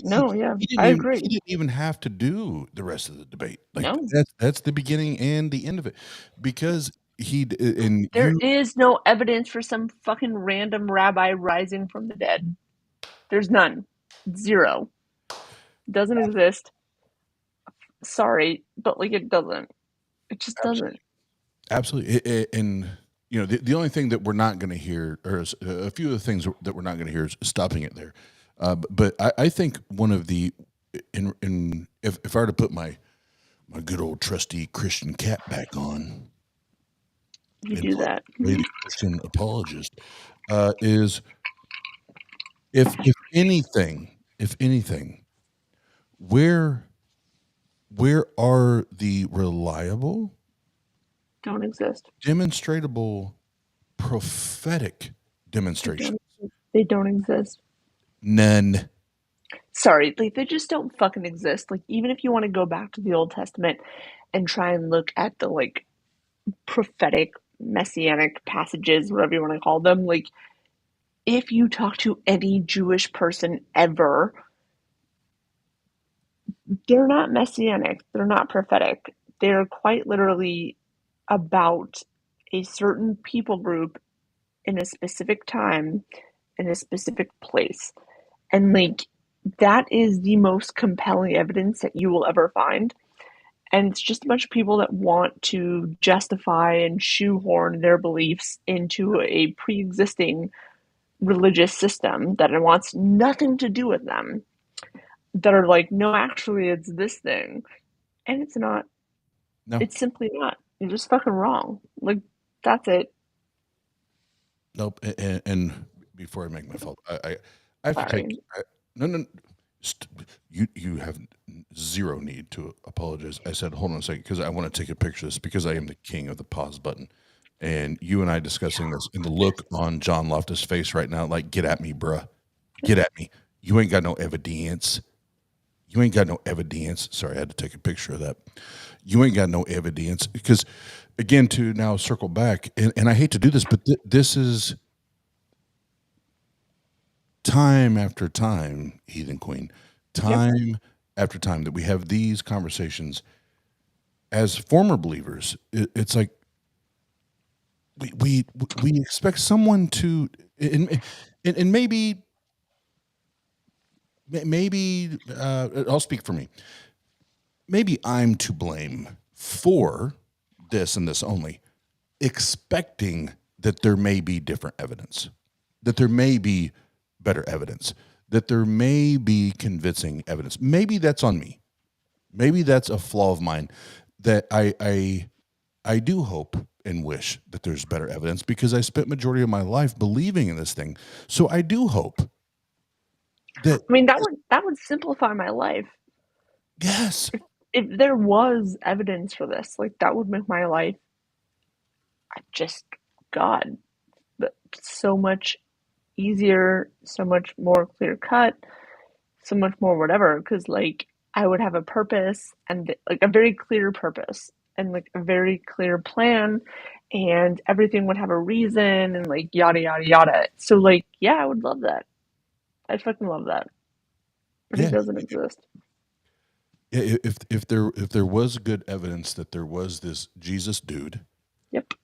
that first of all was real, because Yeah. and I won't speak for Heathen Queen, but I'm a mythicist. I don't believe that I'm for this conversation, I'm conceding that he lived to talk about the resurrection. But I don't. So me personally, I'm not a mythicist, but like, I don't think there was anything special about this guy, like Jesus, that existed. So like, we're good all across there. Yeah. So whether it's mythicist or the correct me if I'm wrong, because I hate, and I don't want to misrepresent, but you would be more of the, like, you believe there's a legend, right? Yeah, I would probably fall like in the like historical Jesus kind of lane, where I would, and this is not like a very strong like position that I hold. I would just say, like, if you held a gun to my head, I would say, like, yeah, there was some guy named Jesus that existed, and like was a rabbi, and like had a following, and then there was a cult that may have been like fashioned after him, but like, that's about it. Like, it's not in a sense that I think he was anything particularly special. No, and I actually, I'm intrigued and very interested in talking to fellow atheists that hold that position, because you and I have always had these conversations, got along great, but unfortunately, there's others that I share my position with as a mythicist. I don't see any good reason to believe that this motherfucker even was real, right? But to be honest, like, that isn't a problem for me. Like, that's fine with me that like somebody doesn't think that, and I'm more than happy to like kind of share where my sort of reservations fall. But like, in reality, the fact that you don't think that this person existed, and I think that this person like may have existed in some like marginal way, like, it just doesn't it doesn't have any real impact like on my life or on my relationship with you or anybody else, or in like, it doesn't impact the way that I interact with the world. So like, it can be a fun, interesting intellectual exercise, but like, it just sort of in a very real way, it doesn't impact anything for me. And I agree with you, but there's been others that's not been the case. So knowing that you and I can have this conversation, I think this could be interesting. Sorry. If you, at whatever point you need to dip out, let me know. I'm an insomniac. I'll go for hours and hours and hours. Yeah, same. Sorry, I'll just keep drinking my like drink and just like rambling. So apologies. Same here. We'll keep talking about Jesus. Yeah, my least favorite guy. Me too. So in us having, there's similarities, but obviously a clear difference that that you're not holding the position that 100% that this dude was a real thing, but you probably based on the historical and see. Yeah, I think there was some guy named Jesus, or like whatever the like transliteration was, some guy named Jesus that existed. That's it. Like Right. nothing supernatural, nothing like anything else. Just like there was probably this guy called that was a rabbi, and like that's the extent. That's what I was trying to say. So you said that way better than I was trying to say. So okay, there's this dude named Jesus. He's a rabbi. Yes. He's all of these things. Yeah, but like nothing supernatural. But there's nothing supernatural. There's not the walking on water. There's not turning water into wine. There's not, oh, hey, I'm going to pile this dirt in my hand and spit in this dirt, turn it to mud, rub it on said person's eyes, and now the blind eyes now see. None of that. Yeah, no, none of that. So none of that happened. So here's my issue with that, so to speak, is if there's just a dude back in Bible times, there's just this dude roaming around, and his name is Jesus. Mm-hmm. That is the equivalent of a dude running around in 2023 named John or Johnny or whatever. If we have the inability to connect the supernatural, the miracles, the blah, blah, blah, blah, blah, all that shit. If we have the inability to connect one to the other, we are no longer talking about the Jesus or the John or the Johnny of the Bible. It's just another dude. It's just another dude. Until we can attribute the divine, the miraculous, the walking on water, we're not talking about the same person. Certainly not. Like, I don't think anyone was walking on water.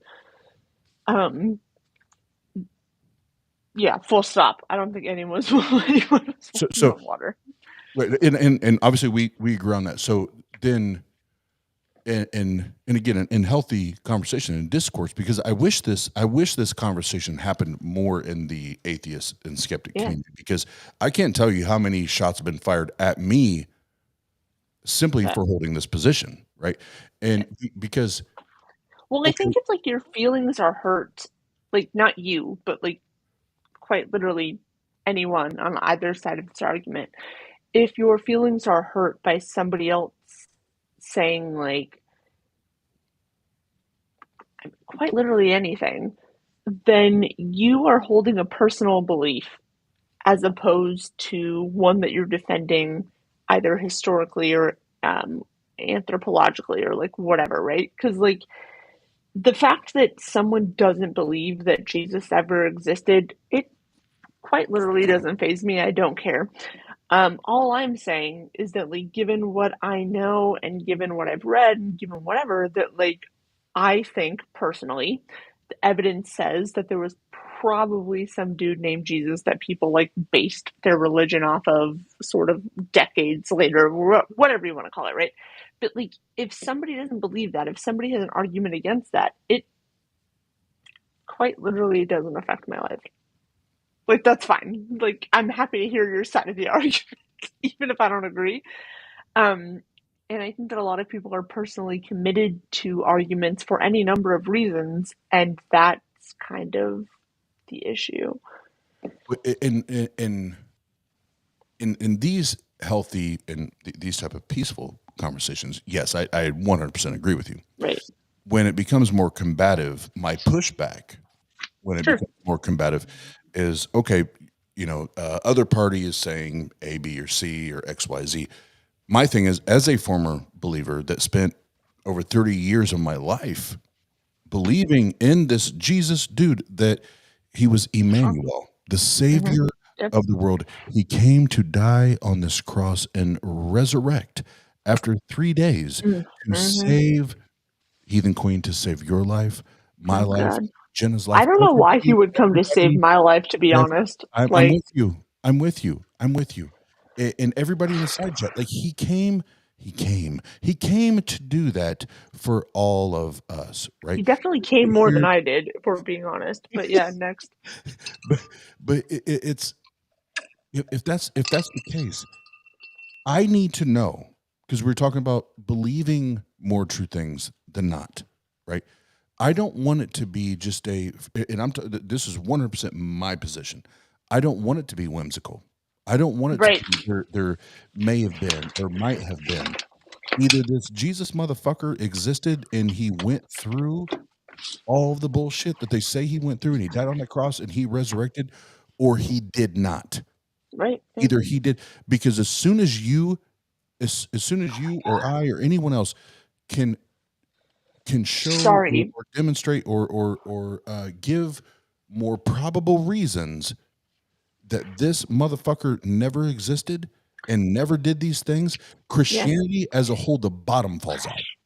The bottom. Y'all could just quite literally worship me. Right. Or like my ass. But someone just said, we need a stream with me, Oz, obviously. Uncle Bobby, yes, agree, because we're both gin drinkers, just like him and I. And Jay Bundy to light up apologists, and I am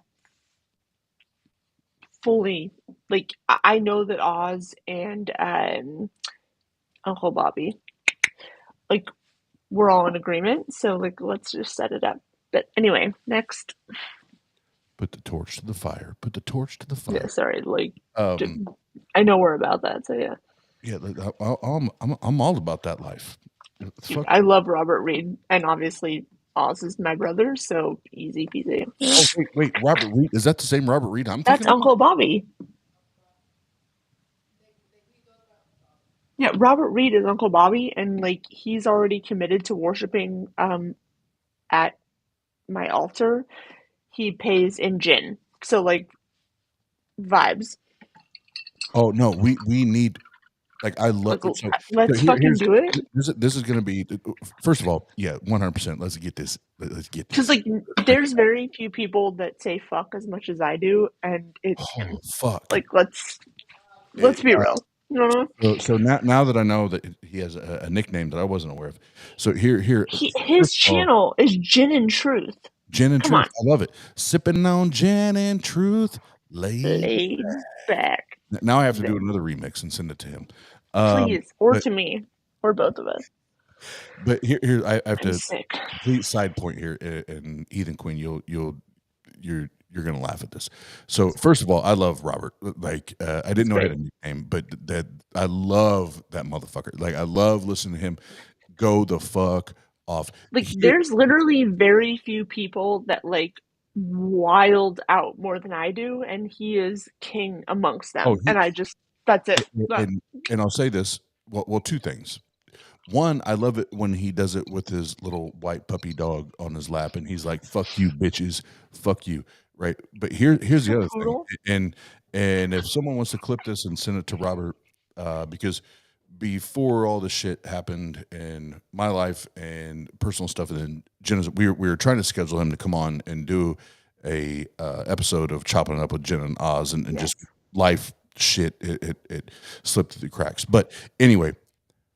I love that, but we love you. Can I tell you, when I eat shrooms,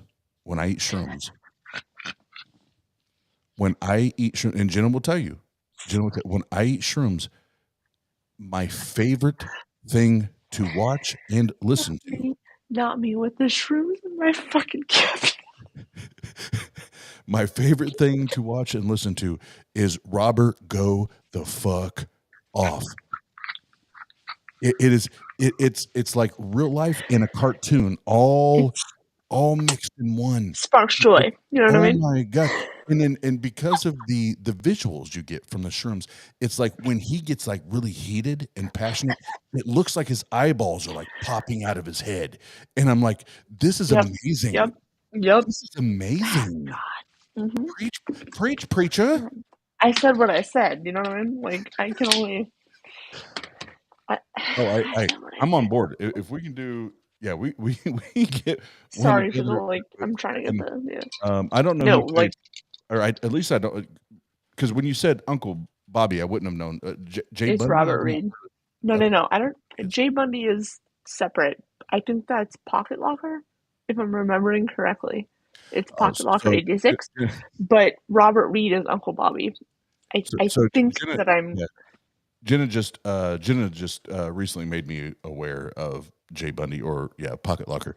I've been on his channel and I've had a bunch of his links, and I would bet dollars to donuts that he's awake right now. But yes, he is good people. Yeah, let's line something up. The four of us. Let's and I'll even do the homework. I'll pull up some batshit fucking crazy. Hold on. Let me see who's live at this moment in time. But yeah, let's pull up what were we watching. I don't know. Oh wait, no. What the hell? Well, why she's searching everybody? It's Tang Dang, Tang Gang. Yes. Have a motherfucking drink, bitches. Blame it on the goose. Got you feeling loose. Blame it on the goose. Got you feeling loose. Blame it on the alcohol. Blame it on the alcohol. Blame it on the alcohol. Blame it on the. Yeah, but I'm listening. Yeah. Oh, that's fucking awesome. Yeah, because well, and shout out to Jenna. Jenna was the one that turned me on to both of them. I'm like, yep. Holy shit! This. I honestly can't remember how I found these two people, but like, gold. Oh, fuck yeah! Gold. Fuck yeah! And so much gold. And again, somebody can clip this and share this. But I'm now motivated. So we're in our current place, and here in about 5 months, Jenna and I will be moving into a bigger place here in Fort Wayne. Y'all are together, like living in the same spot right now, though, right? I can reach out and I love this so much. I love this so much. Sorry. I fucking hate love, but I also love, like, for someone else. Oh, who that? Yeah. In my own life, like, I'll fucking tell you. But how are you? For somebody else, like, I'm just love it. No. You know? No. Yes. Hi. There's a delay. There's a delay for her. I had thoughts and feelings, and. But you saw Jenna, right? Like she's right here. No, I haven't seen Jenna yet. That's the problem. You didn't see? I haven't seen it. I'm sorry. I haven't seen it. No, you're good. Do you hear me now? I mean, I hear you. I just don't see you. That's all.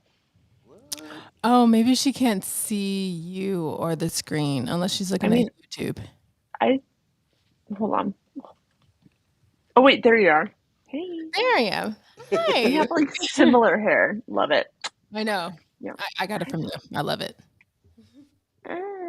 You know? My girl got a girlfriend. Just kidding. Yay. So would y'all like to take over the stream? Me and Jenna? I mean, yes, obviously. Mark Reed says, "Wow, love the hair color." So do I, Mark.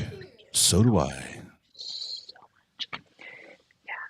And Heathen Queen got the collars going on. The collars. Oh, dude, hold on.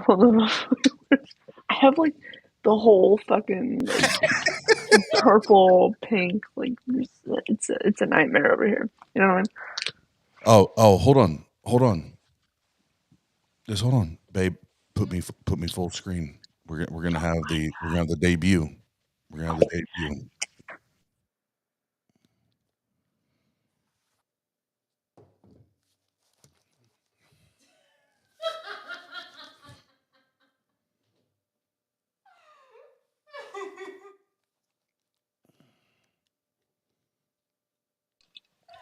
Okay, that's it. And that's all. I'm on stage apparently, so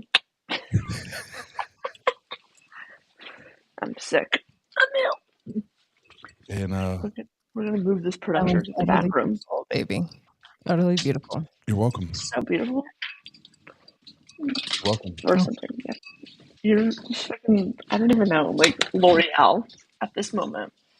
Please hold. I'm turning on the other lights. Come on. Buck, come on. Don't ever do that again. Stella. You're doing it. Yeah, to my dogs. Well, I was doing it to your dogs. Oh, you were? What is going on anymore? I don't know. Yeah, You know? I was trying to help you call the dogs. That's all. Well, I called the dogs and you responded. So what are we doing? To be honest, I am a dog. I am a dog. Hey, you said it. Anyway, next, let's get. I love you, Oz. You're my brother. Let's listen to John Loftus. I'm just playing with you. I hope you know that. Oh, we won 100. All right, here we go. John Love. I'm so glad I took a picture of that. Look at his face. He's like, John, evidence? fucking like, what is that hat? To be honest, but yeah, this is evidence. I'm Crocodile Dundee, motherfucker. I'm Crocodile Dundee, motherfucker. This is what you brought for evidence. What is that hat? Okay, yeah, it's Crocodile Dundee. No, it's not even that. He starts swimming with the gators. This is fucking Cotton Mather. Like, that's what that hat says. It's not Crocodile Dundee. That's Cotton Mather. Like, let's be real. Be real with me right now. This is fucking the witch trials. And, like, I love him, and I agree with him. But, like, come on. Don't fucking play with me. This is the fucking witch trials. Next. Like, Hester Prynne, where are you at? Let's go. I'm hitting play, but Verilion, yes, thank you very much. Those were killer hair flips, and Jenna stole my shine right there. Thank you. Hi, Jenna. I love you. Thank you. Wish you were here. You say, well, people believed it before the 4th century. Well, sure they did. Some of it, we don't know exactly what they believed. That's the point. We don't know exactly what they believed. We don't know how many times those documents were messed with. We know that Josephus, and Dr. Wood would confirm this, Josephus was tampered with. We know that. We also know that the church tampered another document called the Donation of Constant. You want to come with me? Wait a minute. John Loftus, was Josephus the person tampered with, or are we talking about his writings? I assume we're talking about the writings, not the person. Constantine. That's where they said, that's a great way you can lie when nobody can catch you. But they documented that the Emperor Constantine gave the Vatican the land that it now sits on. And they forged the document. We know this now because of writing samples and how they, and samples of the parchment itself. So we know the church doctored things. We know this. And there's just no reason, even if it's true, there's a lot of things that are true that we have no reason to believe. Like, there might be a criminal in this audience. There might be somebody wanted by the law. I just threw that out here. Might be a serious crime. I'm not going to say it was you. Don't worry about that. But there might be a criminal in here of a serious crime, and no one suspects you did it because the evidence isn't there. It's like that. It might have happened, but there's not enough evidence to think it did. There might be somebody might be abducted by aliens. I believe that just about as much as I believe this to be sure. And someone might actually have been abducted by aliens. But there's not enough evidence for us to believe even if he was. That's my point. All right, that's 10 minutes. Let's go. Now, here's the point. Where's the empirical evidence? Please, next. There is none. Next. Because the resurrection of Ying, or Jesus. Wait, hold on. John, what'd you say? John, what'd you say? There's no empirical evidence? Oh, that's right. It's all like minimal facts shit, like from Gary Habermas. Come on. Like from Gary Habermas. That just attributes everything to minimals. Minimals. This supposedly happened in the ancient pre-scientific past in a lone part of the planet before investigative reporters, videos, and cell phones. I never shook his hand. I never held his body close to mine. I never got kissed on the lips by him. I never took off his sandals. I wasn't there to hear his words. No cell phone did either. There's no empirical evidence Jesus or Ying raised from the dead. Next, please. Where's the textual evidence? 4th century text. Just let that sink in. Next, please. They contain forgeries. The ending of the Gospel of Mark is one of them, and Mark's Gospel does not mention a resurrection. That's why when David was quoting Matthew earlier, the very first text he put up there, he had to quote from Matthew on the resurrection. because Mark never mentioned it. And neither is it mentioned in Q, Yeah, the document. no, that's not how that goes. Sorry, I promise not to interrupt, but that's just like not how that goes. Right. And so let's talk about it, because the Christians believe, and I did until I got outside of Christianity. Same. I didn't Same. realize that Nope. these weren't written in order. Nope. That I was taught that it was Matthew, Yep. Mark, Luke, John, and that was As was chronological. Yep. That was And chronological. like individual, independent eyewitness sources. I was also taught that. Absolutely.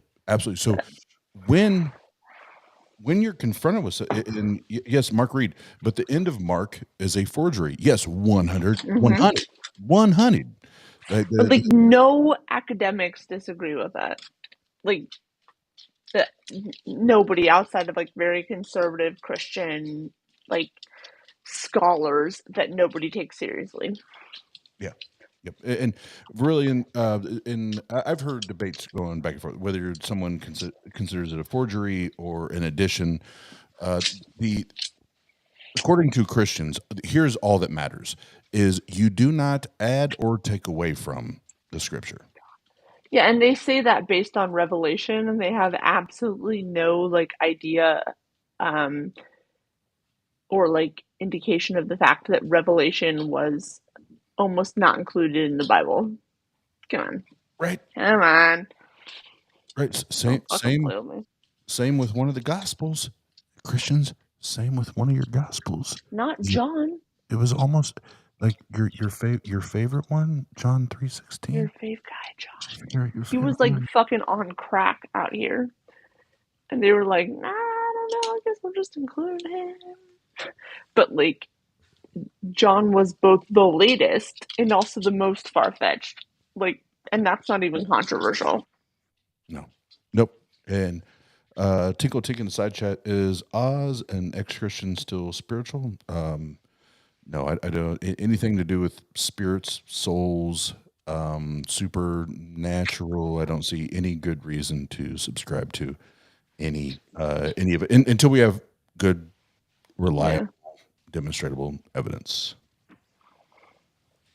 Some scholars think what predated the Gospel of Mark. The resurrection of Jesus was not mentioned in either Q or Mark. It waited till Matthew to be mentioned. Next, please. No reliable external evidence of these texts. You know, scholars are debating whether the Gospels were written in the 50 AD or as much as late as 140 AD. Luke Gospel has been dated to 140 AD. They can't date them because there's not enough evidence to know when they were dated. Well, that's like Ying's text in the 4th century in China, too. You can't date them, not very well. So how do you know how long they've been around to be doctored up? Please, next. And it excludes other early Gospels. There's all kinds of Gospels. Gospels of Peter, Gospel of Judas. I think there's a Gospel of Mary. Now, who chose to put these things in the Bible? Well, the church did. And why not the Gnostic church? Why didn't the Gnostic church get to decide our Bible? There was a Gnostic church. They didn't believe Jesus was a fleshly being. And there's many proto Gospels. Like, and when you win the day, you get to select the text that supports your views. It's true. And you can even doctor those texts. As Bart Ehrman, he quoted earlier, shows us, they changed vowels, they changed letters, they changed words, they changed sentences, they changed text, they inserted text. Some of the documents in your Bible, like 1st, 2nd Timothy, Titus, 2nd Peter, and 2nd Thessalonians, are forgeries. Boom, roasted. They're in there, though. They are forgeries, but like in a way that I think we understand it differently. They are forgeries, but like I do think there's a misunderstanding of like what we consider plagiarism and forgeries versus what people in the ancient world understood as like plagiarism and forgeries.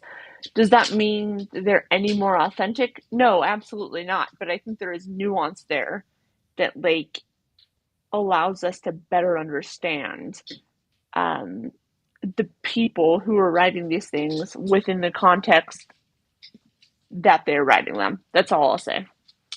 Yeah, and he alludes to your point, and I'm glad you brought that up because he alludes to that either in this part or later in the debate. Yeah. That back then they didn't have the they didn't have the tools or the methods in place to be able to verify things, whether it be scientific, Right. Or even just like the like cultural conception. There was not like this sense of plagiarism where it's like I have this very original idea, and if someone like cites that in some way and doesn't like, or like mentions that in some way and doesn't cite me, that's plagiarism. No, like I just personally and like scholastically, that's an important distinction. That doesn't mean that there wasn't a book written in the name of Paul or whoever that wasn't written by somebody else using his name for like credibility or like, you know, whatever you want to call it. It's just there's just nuance. That's all. No, yes, I 100% agree with that, and that's where we have to ask them to double down on evidence. Yep. On evidence. Evidence.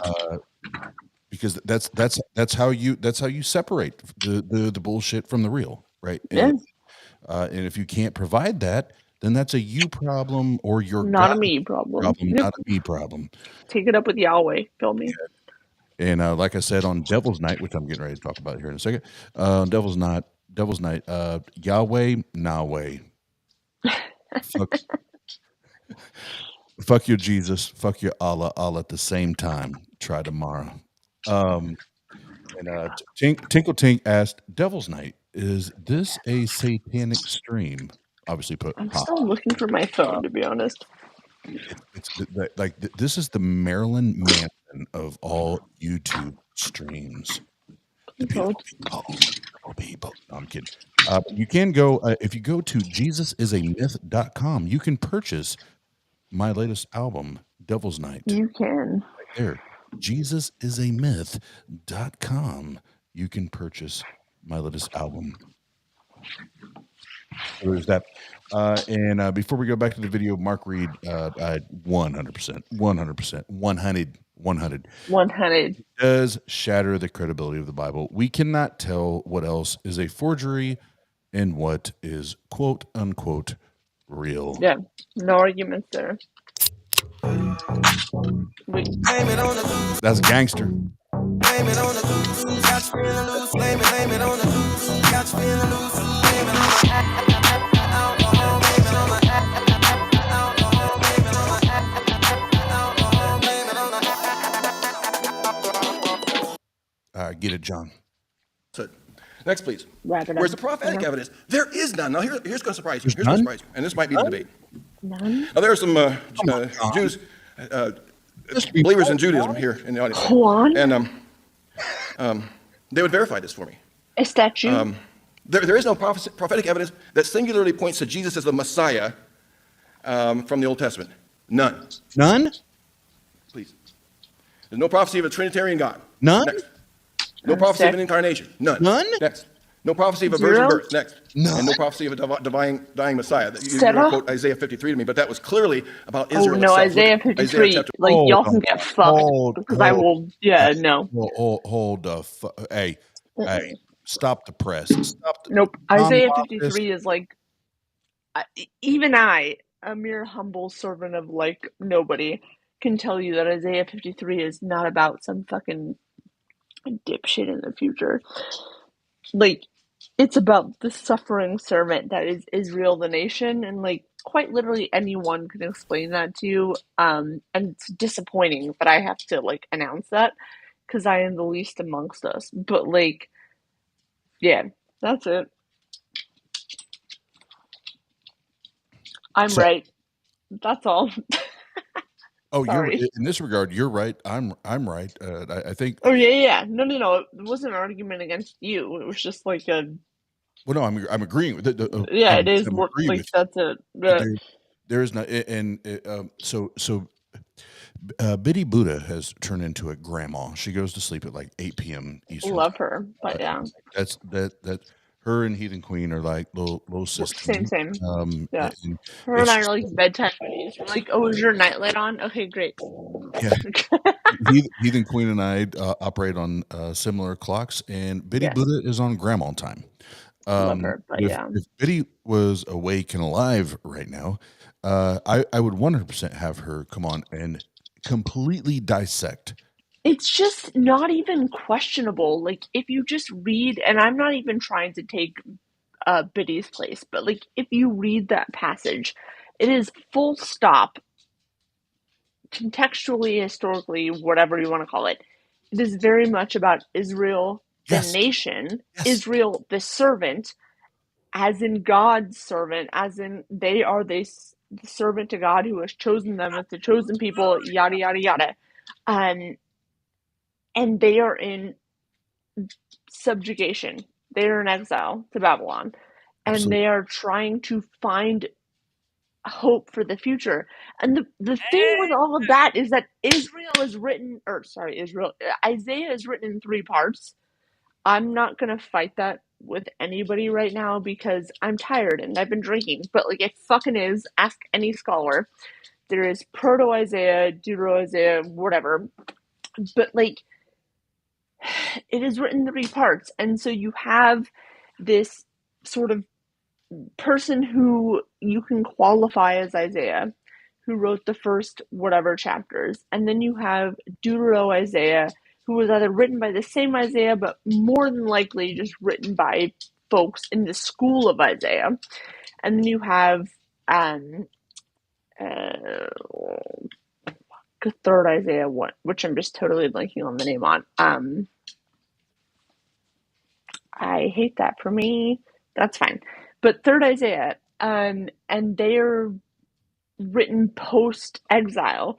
And so you have this entire different theme and language and school and whatever of Isaiah that you see in this. And like, this is not me making it up. This is what like most scholars think. Like, it has nothing to do with me. It has everything to do with what like scholars actually think about the dating of the book of Isaiah. And so when you actually read that and trust what scholars have to say, like, you understand that Isaiah was not written in like one univocal voice, and therefore you understand that Isaiah is written in this way that's like, yeah, this was pre-exilic when we were kind of still polytheistic.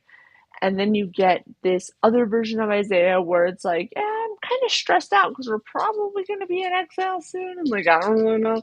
And we're shifting towards monotheism, but like, and then you get the like post-exilic Isaiah, which is, yeah, it's monotheistic now, but also we're trying to like reshape our identity.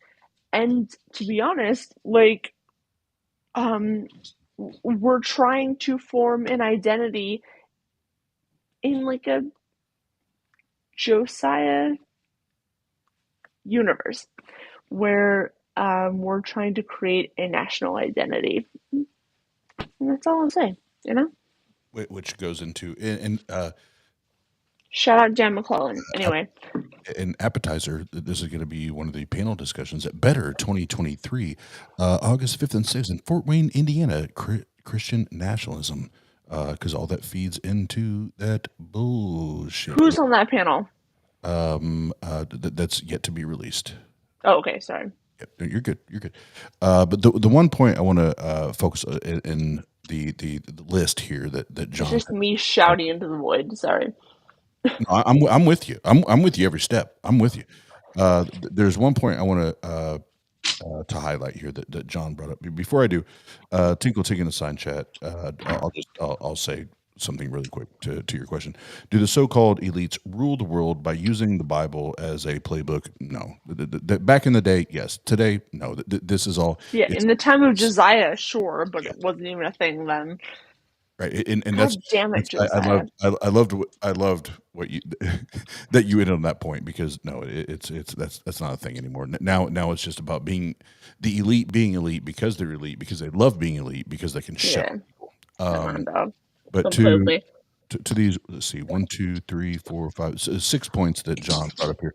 The one I want to focus on here, because the whole point of this debate did Jesus resurrect after 3 days? No. And I hope that helped. My answer is no as well. Yeah. But I hope that helped. in having the conversation, so if we're talking about prophecies, let's zero in on the no prophecy of a virgin birth. And now this is where I'm going to say this, and I'm 100%. This is going to be alley-oop. This is going to be alley-oop to you, Heathen Queen. This is Kobe Bryant. It doesn't exist, but yes, go ahead. This is Kobe in their heyday. This is Kobe Bryant to Shaq. And I already know you're going to tear down the backboard. You're going to do all that. So yeah, I'm here for you. I got the alley-oop. So if you haven't, Christians that listen now, you listen later, whatever. We're already fucked, because the original word used in the text is Alma. Alma has nothing to do with virginity. Has nothing to do with not having sex, not having intercourse. Zero, none. Nada, none. I mean, if you go all the way back to like ancient Near Eastern Sumerian, and this is way back, but Alma is just mother. That's it. But like, yes, continue. Yeah, there's no, and I agree. And that's one thing when I did a couple years ago on our channel here that I went through with Dr. Josh, learning how to read ancient Sumerian, and like all those that shined even brighter lights on these things, from, in learning. But knowing that even in the original text, that the virgin birth wasn't a thing, right? No, it wasn't even a thing. Sorry. I'm almost done, because I want you to go off. No, you're good. I'm just. That's just just give Kobe a minute, and Shaq's gonna eat. I'm sorry. I'm so sorry. Yes. So that's not a thing. The virgin birth is not a thing, according to the original text. So my alley-oop then, Heathen Queen, is why do we need this? Why do we need this virgin birth to make Jesus the Jesus that saves all of mankind? Why do we need that thing? So many reasons. Give me the top two. Give me top two. First and foremost, a cultural narrative, or like whatever, that existed at this time of a sort of virginal whatever birth that existed. And this was not just like, this was a sort of narrative that existed for just being like important, holy, whatever you want to call it. Like, you will see this narrative used in any number of stories. The other thing is just like, if you read Helping Jesus Fulfill the Gospels, or whatever you want to call it, like, you'll see how the Gospels were trying to shoehorn Jesus into the quote-unquote messianic scriptures in the Old Testament. Absolutely. And like, if you are not committed a priori to those scriptures, then like it absolutely means nothing. But like, if you are a Christian and you think that the Old Testament points to Jesus, then if you read like the Old Testament in a very specific way, you'll see that like, oh my God, this like all points to Jesus, which you hear Christians saying all the time. Like, oh, all of the Old Testament points to Jesus. Like, in reality, like, y'all good? And I don't know, like, it doesn't. But that's fine. Don't you dare ask them to be able to verify and clarify how and why those scriptures referred to a Jesus, because then John brought up the two latter ones there. No prophecy of a dying Messiah, no prophecy of a resurrection. So how in God's motherfucking name motherfucking name. I'm just saying, like, I'm trying to kill all the firstborn of males because, like, I don't like y'all. Sorry, I don't. I still love you, Could, but okay. Yeah. No, I like you in specific, but like, if we could just like kill all of the firstborn, it would like probably be better for me personally. I can't guarantee that, but I think it's probably true. All of that being said, like, why is God so awful? Because I feel like if I am interested, just like based on my own life experience, like excommunicating via life, y'all, what does it say about God that it's just like, yeah, kill them, and spread the blood on the door, whatever, but like, ladies, hell yeah. Like, what does that say about y'all's God? Right. It's just questions. Like, I'm curious. Because, like, I'm being honest about the fact that I think y'all fucking suck. But, like,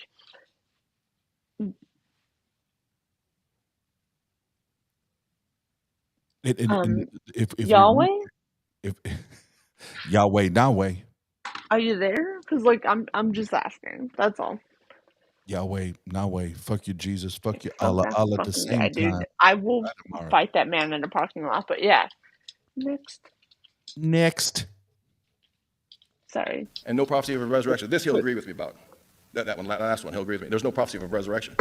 And so, you know, it seems to me that I'm going to get to what happened in a minute. Next, please. Where's the first-hand testimonial evidence? There is none. What you have is 4th century documents. There is none. Next, please. No eyewitnesses wrote anything. He'll verify that. He'll say that's true. No eyewitness. Jesus didn't. Paul didn't actually see. He says he saw something. Okay, we'd have to dispute that. But the gospel writers, Matthew, Mark, Luke, and John, they were not eyewitnesses. That's true. We know this. Those are names attached to gospels written later. Some scholars. Not only that, and I think I can say this confidently. And Heathen Queen and Jenna. Hey guys, Jenna's in Fort Wayne, fucking Indiana. If you didn't know that, I'm so happy for y'all. Like, I cannot express the joy that it brings me that she's there. Sitting right next to me and producing. I love it. I love you, beautiful, and your lavender hair. You are gorgeous. It sparks so much joy for me. I cannot tell you. But in the reason I said that the three of us here, she's behind camera producing, but she's right here. And Heathen Queen and I are talking. These things, when you're a believer, these concepts, these things are not presented to you. And you are literally like shamed and punished. And tormented to even entertain these thoughts. How dare you? This is the fact of life that is presented to you, and if you question it, then you are effectively questioning your own kind of mental. I don't know what the word is. You're questioning your own reality. I think that's accurate. It's that, or and again, I don't want to speak for anyone else, but my experience with my family is whether it was, I don't know if they would have used the word reality. What I do know they would have said, and probably still say today, is that I have lost all sense of reality. That I am literally crazy. That I've lost my mind. I've lost my mind because I don't believe in this deity. I no longer believe in this fairy tale. Yeah. And as Jenna would say, that's it and that's all. Yeah. I mean, both of my parents think I'm going to hell. And to be honest, sounds preferable. But yeah, both my parents think I'm going to hell, so there's that. I Heathen Queen, I know you're a hip hop fan as well. I prefer Biggie's description and depiction of hell versus the Bible's depiction of heaven. Yeah.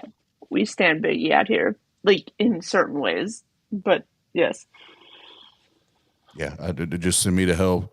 Give me my black hoodie, my Timbs, and let's party. Let's party, motherfucker. Oh, as a matter of fact, party, motherfucker. I feel like another drink, or I'm gonna die. But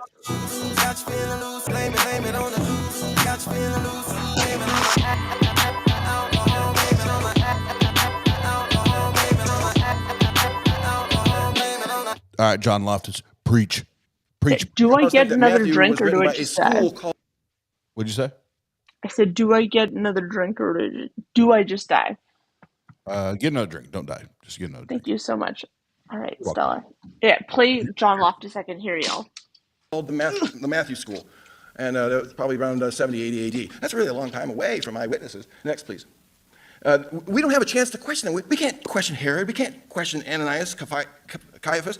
We don't have a chance to look, what you want to do when you examine Mormonism is you want to be able to investigate the people who said, we saw this or we didn't see this. They say, well, we saw the golden plates, we didn't, but if we ask them, what did you actually see? Let's put you on a microscope and let's put you on a stand and ask you all kinds of investigative journalist questions. We're going to find some inconsistencies and problems. We can't do that with the New Testament. We can't do that with the apostles. And he might point to 1 Corinthians 15 only once, but it says nothing about what they saw, if they saw anything. I mean, Paul says they did. But it says nothing about what they saw. What if they had discrepancies among their stories? Where we saw this, we saw a ghost. One in the Gospel of Luke, it says that Jesus was seen like a ghost. And this is where I always say, Paul, the Apostle Paul, according to the Bible, he's the OG when it comes to MLM, multi-level marketing. He's the OG. He created that shit. Think about it. Like, Hebrews 11:1, faith is the substance of things hoped for, the evidence of things not seen. What the fuck does that actually mean? And I won't do it live right now because we've been going long enough, but like, try to sit down and break that down. That's the biblical definition of faith. Faith is the substance. Faith is the substance of things hoped for, the evidence of things not seen.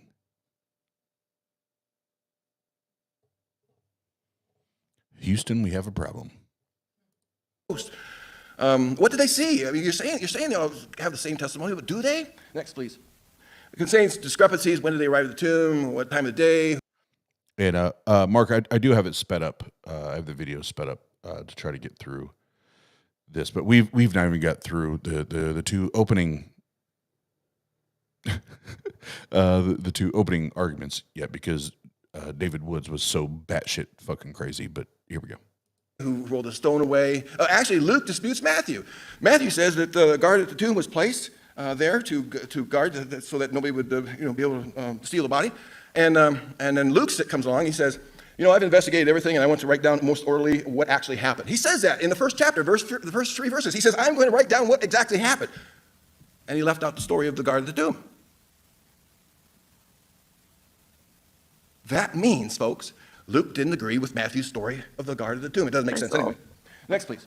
Shows evolutionary growth. The stone becomes a big stone, and becomes a new stone, and becomes a heavy stone.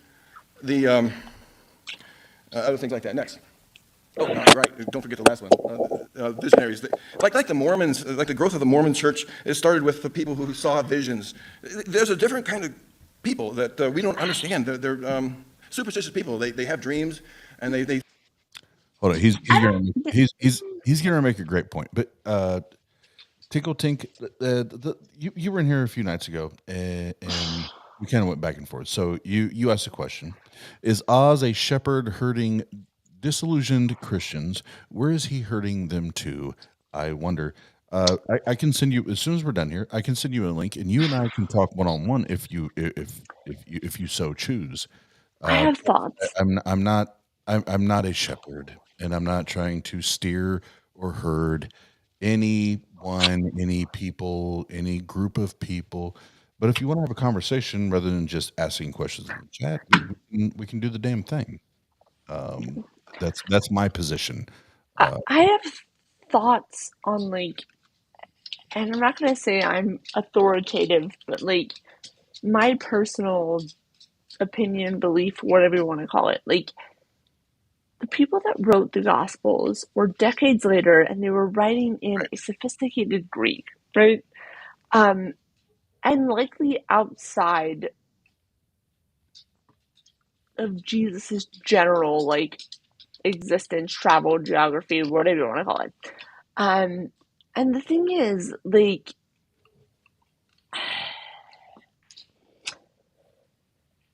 the people that were writing the Gospels most likely were talking to people that had an oral history, but like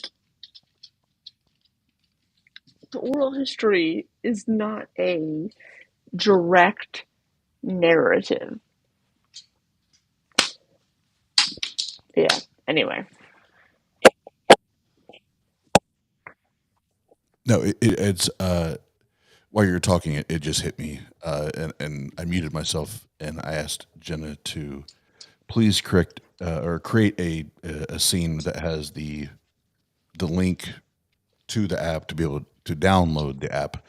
Crestus, that was it's designed and created by Godless Engineer. Yeah, I have downloaded that app as well. Yeah, and yeah, man. If you want to, if you want to get down to it, you know, you can say whatever the fuck you want to say about Carrier and have We your. can get into nuts and bolts. Like, I personally don't like Carrier. I won't get into that now. But, like, my dislike or like, or whatever you want to call it, of Carrier is vastly different than I think the veracity of his sort of argument is about the existence of the historical Jesus. And those are two very, very different things. Right, and oh man, the atheist community hates it when I draw this comparison, Heathen Queen. They hate it when I draw this comparison. But if you're just gonna throw Carrier out based on accusations, even whether you like him or not, I'm not even throwing out. I'm just saying based on what this person said. Yeah. I know you're not, but many do. Is if you just then that means if I ever hear you, catch you, or catch wind of you listening to Michael Jackson music, R. Kelly music, any of the said, I'm going to call your ass out in a heartbeat. I don't, but yes. To be fair, I fucking don't. Like, and that's just me personally, that it's not me, like, drawing some, like, weird hard line for Carrier, because, like, I don't give a shit. But yeah, I also draw a hard line in the sand for R. Kelly and Michael Jackson. Like, I would rather listen to Alien Ant Farm. He can get fucked. But yes, I don't disagree with you on those points. Like, and the reason I brought this was with, and I agree with you. Yeah. Well, and Jenna will tell you to just in. This is not even a fighting point for me. I'm just like saying that for anyone that's listening. I'm with you. It's about being consistent. That's exactly. That's about. Yep. And even we had a 33 hour drive together, and I made a commitment live on YouTube, like Kanye, leading up to all of this shit. Like he was my favorite producer, my favorite artist. Like that dude, that was my shit, right? And it was. It was past tense. And I made that statement on our YouTube that I'm no longer going to stream this. I'm no longer going to pay for this. I can't support this. And even while we're driving, anytime we're going through, and even on features, as soon as I heard his voice, it was like trash. Nope. Next. You know, and because I'm not going to support it, right? And I'm not going to be behind it. And here's the thing: the reason I drew that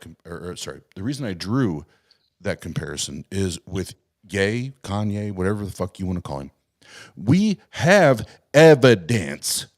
We have evidence that this is a hateful motherfucker. Yep. He's turning this bigoted, hateful motherfucker, right? And he's not sorry about it. There's not even like an ounce of regret. Yeah, it's that, but then there's those that like Carrier, and I don't want to go into all this, but there's so many people that question his credibility as a scholar. Fair enough. Because of an accusation, which he posts. He keeps a blog on his motherfucking website. He does. To track all of it, and it's like, do this, question this, ask these people this, do this. Guess what? Ye's not doing, but y'all want to cancel Ye.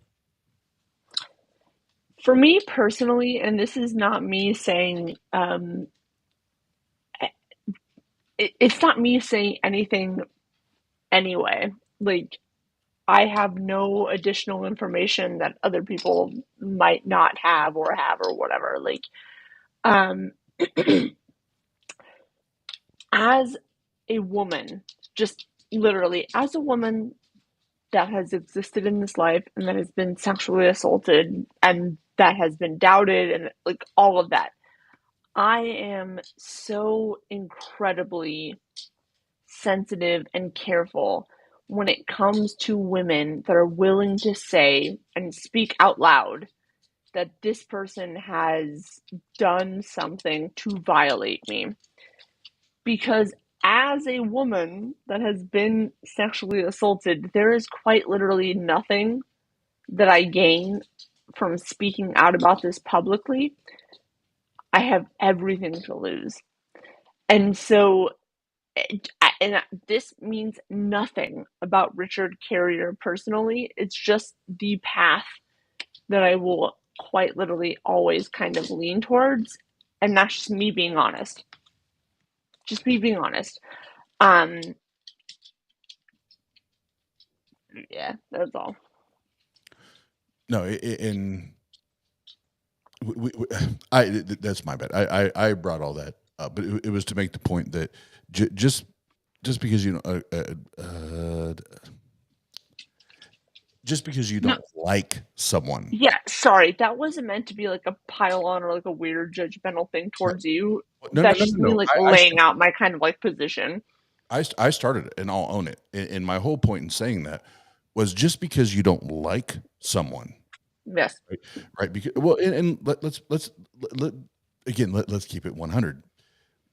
Heathen Queen, you and I both right now. There's a lot of motherfuckers that hate you and I. Love it. There's a lot of motherfuckers that hate you and I. And guess what? So true. That does not mean they can catch these fucking hands. That's what it means. Who want the smoke? No one's showing up at my doorstep, so like. And just because you don't like someone doesn't make them incorrect. It doesn't make them wrong. Nope. And not at all. And that does not mean that they're a person of bad character, or that they're. I can disagree with you. We can disagree. Yes. That's fine. That can happen. It's when it goes deeper than that. Absolutely. And when David Wood said up top, like, you know, the YouTubers and and now all of a sudden there's this sect of YouTube where it's you know it's mythology and Jesus is a myth, and but look, bro, it's a smoke screen. Yeah, it's you know when you put your pretty little head on your pillow at night. That's generous, to be honest, but yes. Yeah, when you put your Dwight Schrute looking head on your pillow at night, why is it in Jello? Okay, next. you know that you don't actually have a good reason. You don't have good evidence. You don't have reliable evidence. You know that all that you have are the Gospels. Because even if you go to Josephus, and we already know that people already fucked with that. That's a you problem, bro. That's a God problem. Like Josephus, that's literally what we're resting our eternal souls on. Yeah. When it comes to the Jesus claim, Be fucking for real with me right now. Josephus, let me take my.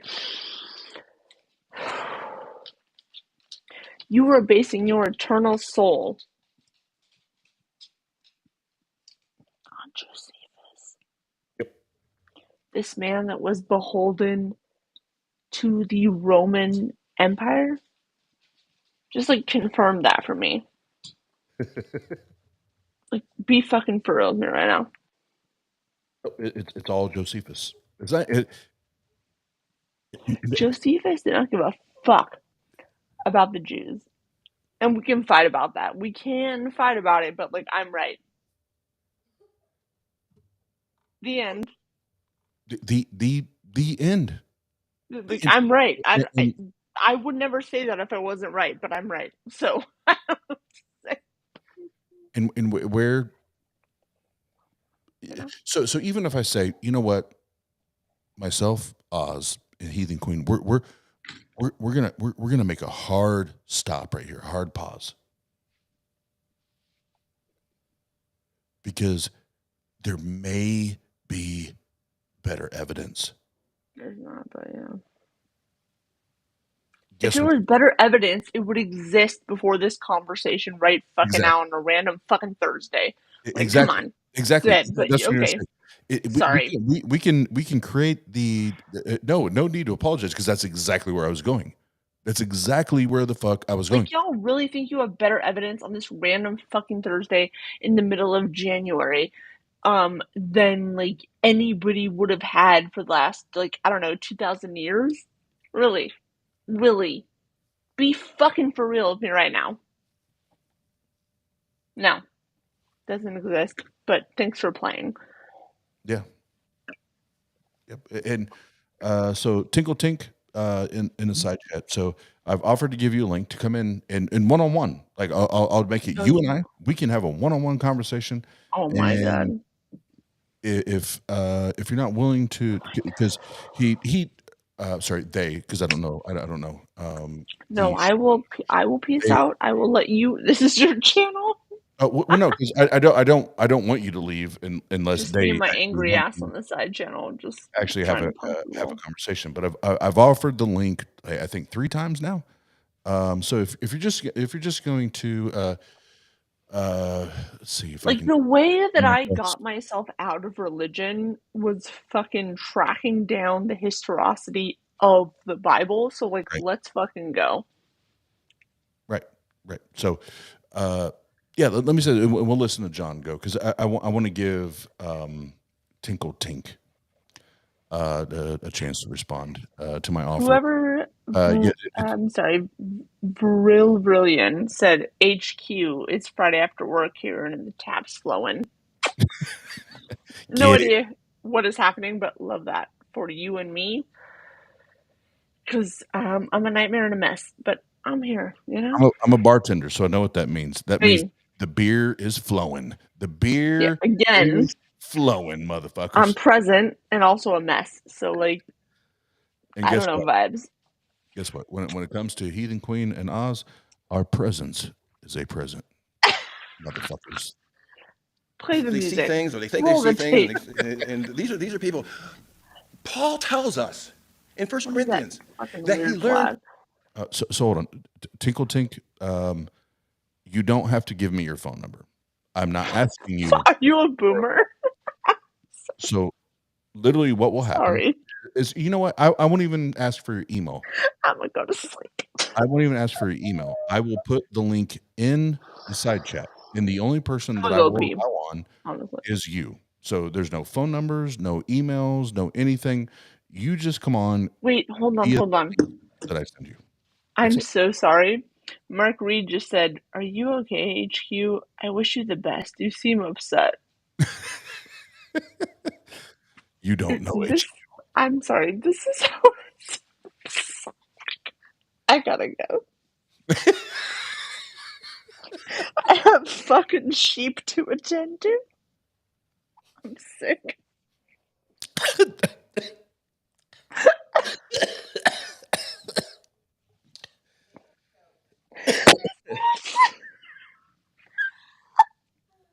Oh my god.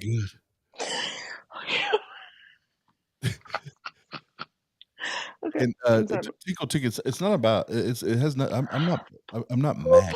You pumpkin. believe me. Anyone and everyone that knows me that is a subscriber to member of the channel, that you know when I'm mad. I'm not Keep mad. breathing. I'm just like I'm becoming impatient with I'm gonna the go die. questions and the questions in the side chat. So if you want, I'll send you a link. You can jump in. Okay, I'm breathing. I'm breathing. I'm breathing. Deep breaths. Deep breaths. Oh yes, absolutely.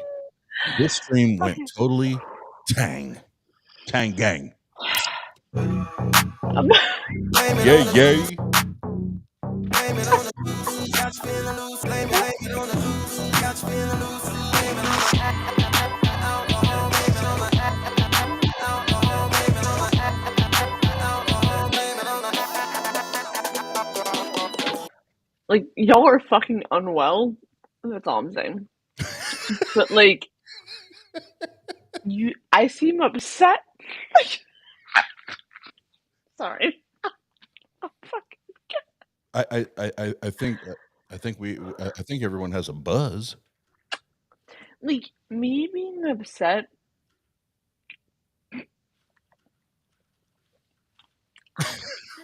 I'm trying to imagine, because, like,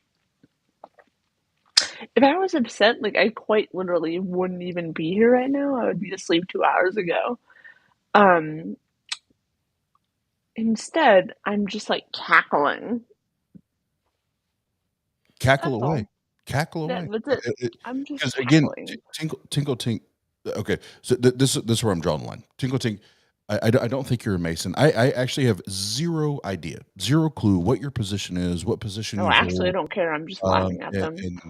And I don't care until you actually want to have a conversation and tell me what your position is. So I don't make assumptions, and I'm not going to throw at a dartboard. So this is the last offer. If Yeah, you I'm want, definitely not upset. Let's just be clear. Sorry, I just read Janet's message. Nothing to do with Tinkle Tink. Everything to do with Mark. I'm not upset. I simply don't give a shit. Don't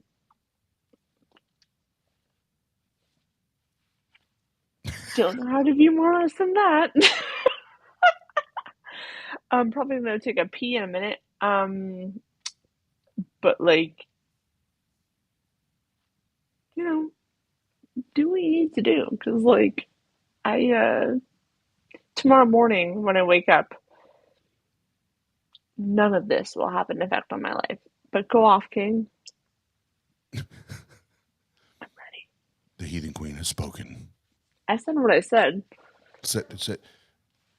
That's my favorite quote of Heathen Queens. I said what I said, bitches. I said what I said. Cheers, bitch. And I will say this, and then if you need to, I'm actually going to do and I don't want to say do for, but I want to repeat something that I read that was tweeted by Heathen Queen, and if she needs to go use the restroom or whatever, Was it me? Was it me? this will be a what would they call it? Intermission? No, it was me living vicariously through your tweet. Oh, all right. You told someone, like, you had an argument, and you're like, "Go chew glass, bitch." Sorry. This is me, like, just talking to everyone ever. And literally, I was in the car with Jenna. I was like, she literally just, or no, we weren't in the car. We were at B Dubs, and I was like, she told him to go chew on glass. That's amazing. I mean, I said what I meant. I meant what I said. Like, and that's all that matters. yeah. Sorry. I'm gonna go die. No, I was like, no. Why can I think of clever things like that to say to tell people to chew on glass? Go get a fucking facial on a gravel back road, bitch. That's all I have to say. Like, you know? Yeah, see, I have nothing to follow up with that because I was like, I wish I would have thought to say. Here for like everyone volunteering my jokes. I use that at will. I will not fault you. I'm here for the people. That's it.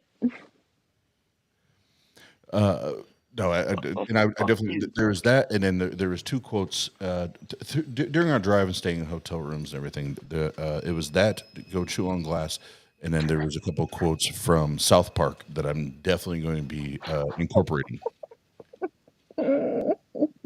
into our life. Yeah, so what is it? I can't share them yet. I have to properly That's fine. Fair. build Fair. them and make them significant to our conversations. Like I know what the words are. I got to figure out how to Fair enough. into the atheist community. Jenna, my girl. But yeah. All right. What is the plan? Are y'all going to sleep? What are we doing? Am I going to the bathroom? Are we coming back here? Like, what are the next steps? Let's do this. You go use the restroom. Yes. I'm going to see if little Tinkle Tink actually wants to have a conversation. And if not, we can finish up with John Loftus points and wrap it up. So you go use the restroom, and then holla back. All right, Gwen Stefani, let's do it. What'd she say? All right, so Tinkle Tink, here's what we're gonna do. I'm just at this point, I think you're full of shit. So I'm gonna put the link in the side chat. The only person that will be allowed to come in is Tinkle Tink.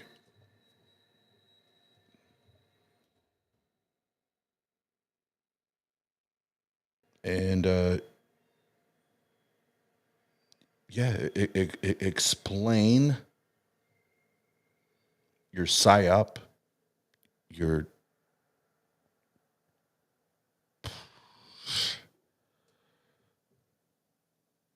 whatever that is. Explain it, and then after you explain it, I will examine it and ask for evidence for said conspiracies and or theories or psyops. So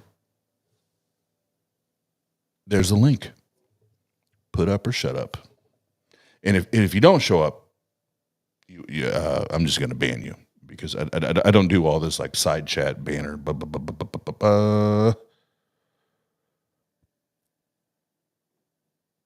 It's either you have the evidence or you don't.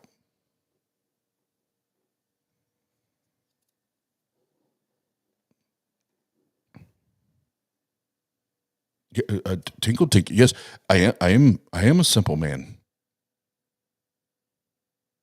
I am if you have this idea and you can easily persuade someone that this is real, I'm your guy. I'm your guy. I'm a simple-minded motherfucker. Now, I'm a skeptic. I ask all the questions. I just ask for evidence. I just need the good reasons to believe in said beliefs and what it is that you believe to be true. And is it justified? No, whoever it is lying, but like pop off because I'm here.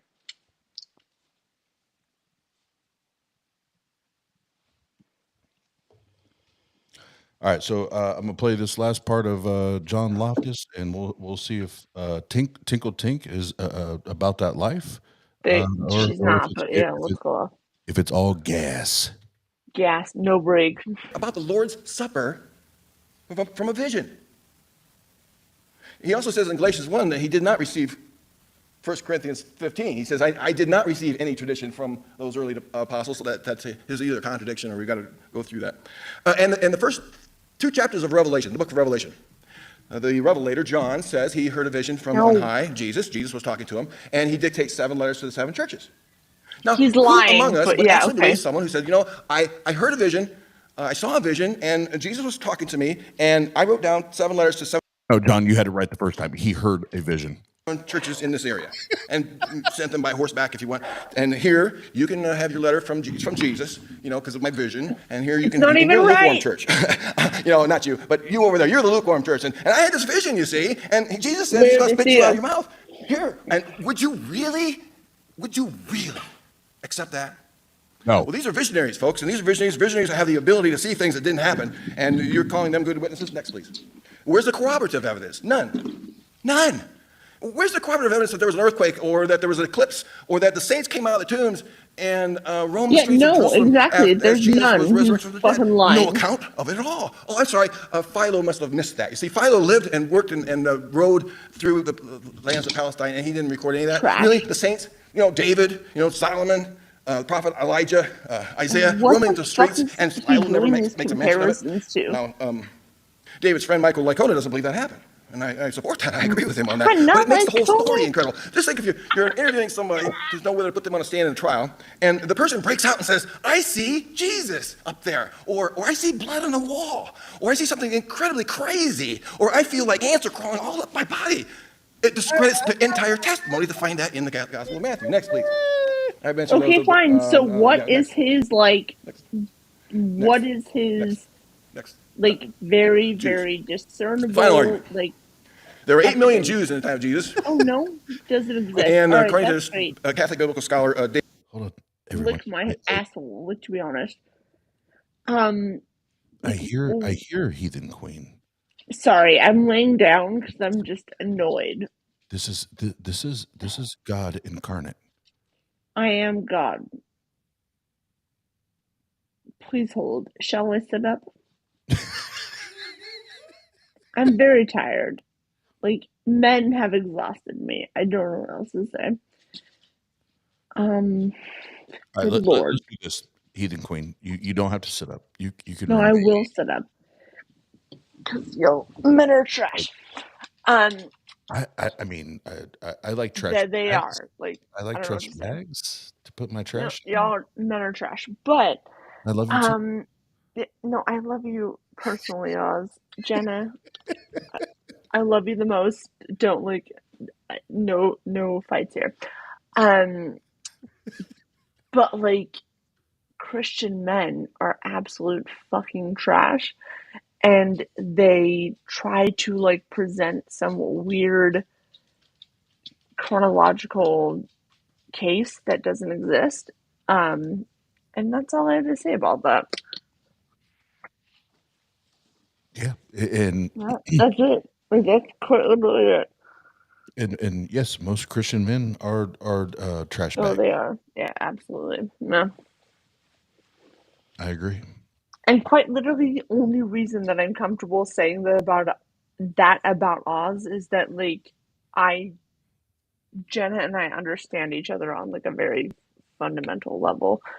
That, no offense, has quite literally nothing to do with Oz and everything to do with, like, just being a human being. So, like, yeah, that's it.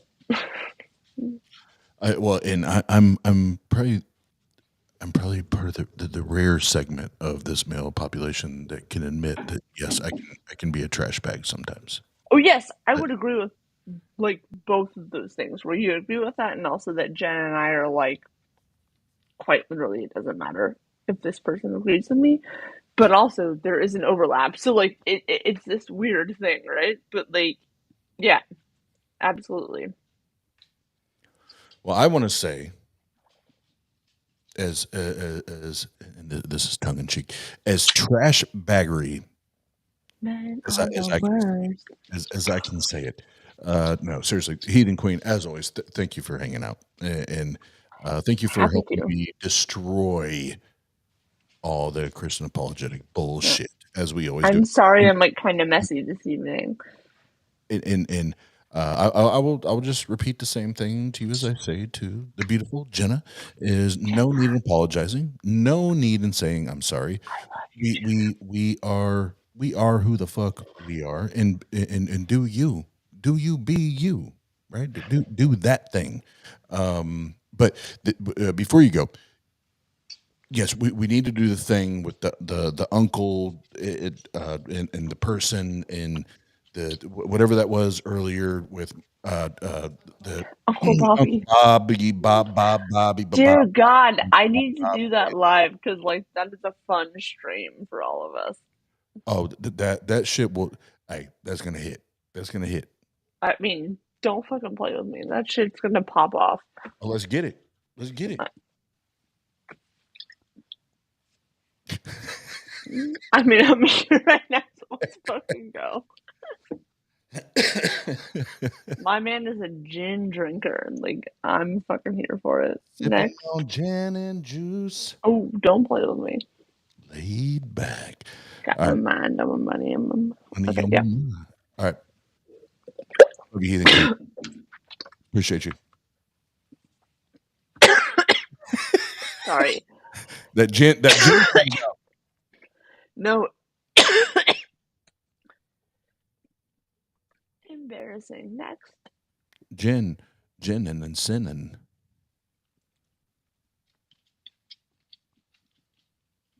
Love you. You know, whatever. I was that's I was like, all right, awkward pause. So no, Heathen Queen. That's a little her and Biddy Buddha. That's a little sis to me. So if you fuck with them, you fuck with me. And it's not that they need me, but it's just that it's that family dynamic. Big bro, get at it. All right, before I wrap it up, I just wanted to see. So, Tinkle Tink, are you gonna like all you, Tinkle Tink? All you got to do is click the link. Like you gonna do in here. I'll even double down. I'll put it in the chat. Un mas. One more time, just for you.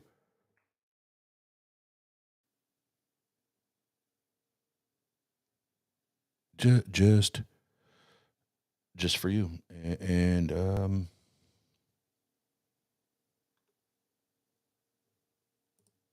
let's get it. If not, then we'll be done with it.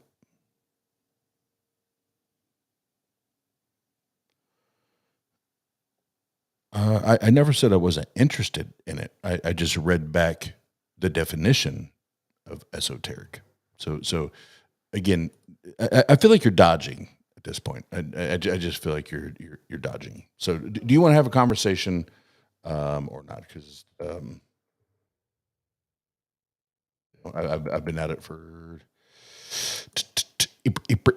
almost 3 hours now. So if you want to have a conversation now, actually now's the time. If you're trying to convince somebody,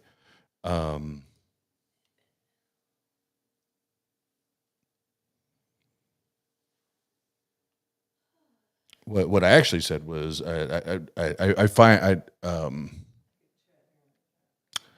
would find it hard for me to be convinced by something that is intended for or likely to be understood by only a small number of people with a specialized knowledge or interest. I didn't say I wasn't interested in the conversation. I just said I'm.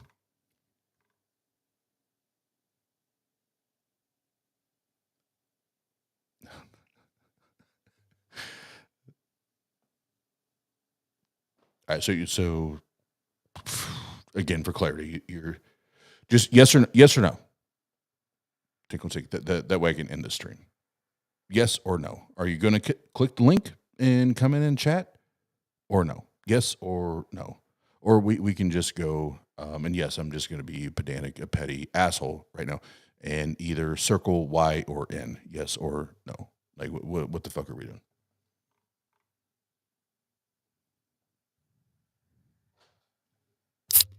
Blame it on the goose. Blame it on the goose. Got you feeling loose. Blame it on the goose. Got you feeling loose. Blame it on the alcohol. Blame it on the alcohol. Blame it on the alcohol. Blame it on the. Don't write checks that your ass can't cash. Don't write checks that your ass can't cash.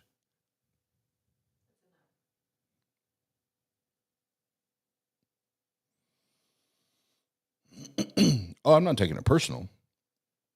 And I'm not asking you to call in. I'm asking you to click a link.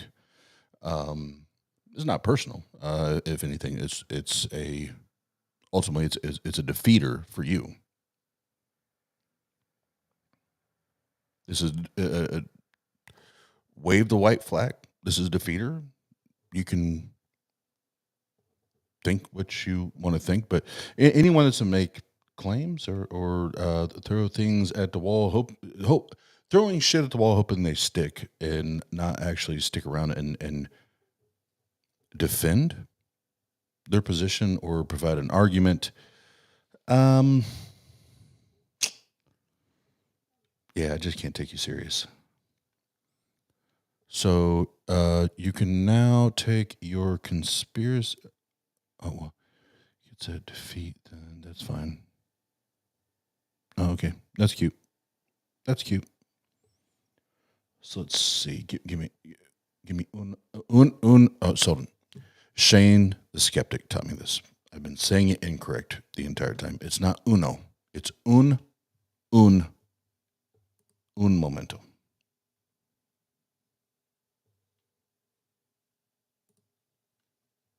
Let me go. Let me. Let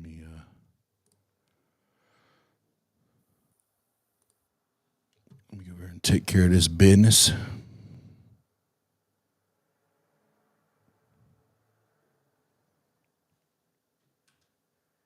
Yep. Tinkle Tink. Only cowards don't call in. Only cowards don't click the link. Only cowards don't show up to defend their position. So I don't do cowards here because I show up live almost every single night with my face on camera, willing to defend, willing to have conversations, willing to go head to head with you and anyone else that presents this nonsense. But yes, anyone and everyone can be a keyboard warrior. I don't do that here. If you want to bring the smoke, defend your smoke. And at this time, you're gone, bitch.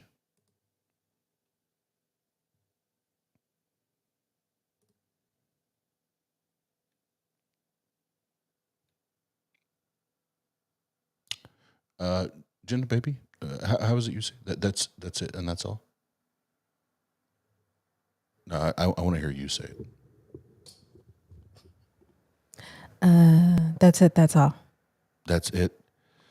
That's all. And just remember, coming up on the 15th, your boy Oz receives his doctorate in some weird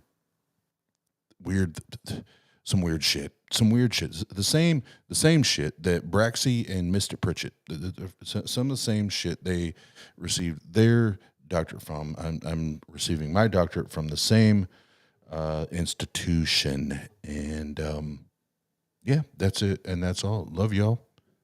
Tangang, mother. Oh, I forgot you were working on the thing. Oh, she waved me off. Hold on. Can y'all see me on camera? She waved me the fuck off. She waved me the fuck off. Good for you, girl. That didn't happen. No, I'm proud of you. You were like, no, follow the director. I'm directing this shit. I'm producing this shit. You waved me off. Like, get it, girl. All right. Get it. All right. So next Wednesday, January 18th. Yeah. Me and my homies, Ernie Wayne, Case Kane, So Sizzly Entertainment. I'm going to interview these two sums of bitches. No, they're awesome motherfuckers. And these are the guys I DJ for. And we're getting ready to start a Midwest tour in February. We're going to talk about Case's brand new album that just dropped a few days ago, Ernie Wayne's upcoming album, my upcoming album, and the tour, and all the other fun shit and nonsense that goes on when you're traveling and touring and planning and doing all the business shit that goes on behind the scenes. So sizzly. So sizzly. But I think that's officially, I think that's it. But just remember, yes, I do, I do deserve, and I've earned my doctorate that comes on the 15th. Congratulations. Thank you. You put in not a lot of hard work to get that. Oh, I put it in. Yes, you did put it in. Pound, wow, wow. Any hoot. I put in all the hard work. That's what we're talking about. I put in all the hard work in earning this doctorate. Dr. Oz. And I'm like, fuck the Dr. Oz that's on TV. He don't know shit. He don't know sheet. He don't know sheet. He don't know nothing about nothing. Oh, looky here. Oh, gosh.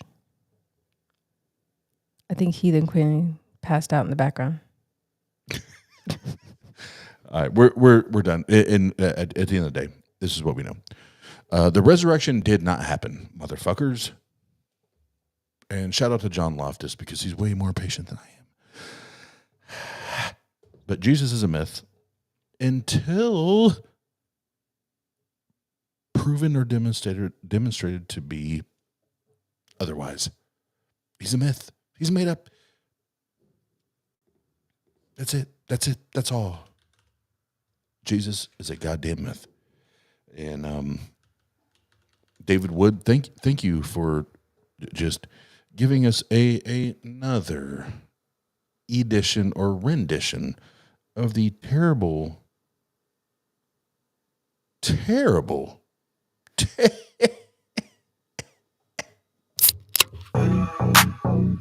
Blame it on the goose.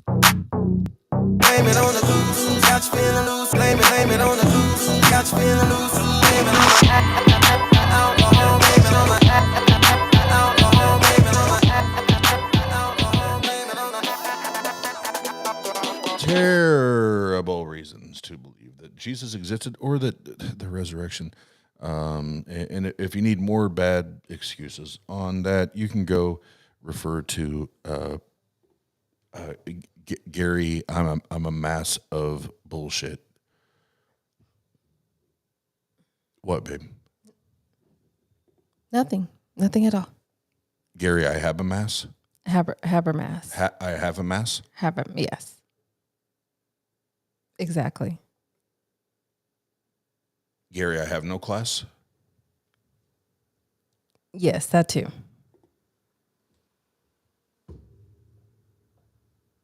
I just like looking at you when I'm talking to you. I can tell. Look at the camera, babe. Oh, the camera. God damn it, the camera. Fuck.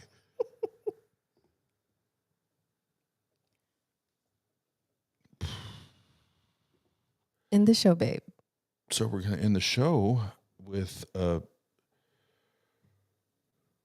now all these funny names are coming out. Oh, and the Godfather is here. Randolph Richardson. You showed up way too late. Now I'm just getting slap happy at this point. Oh gosh. Oh God. Now because Randolph's here, I feel like I have to start freestyling.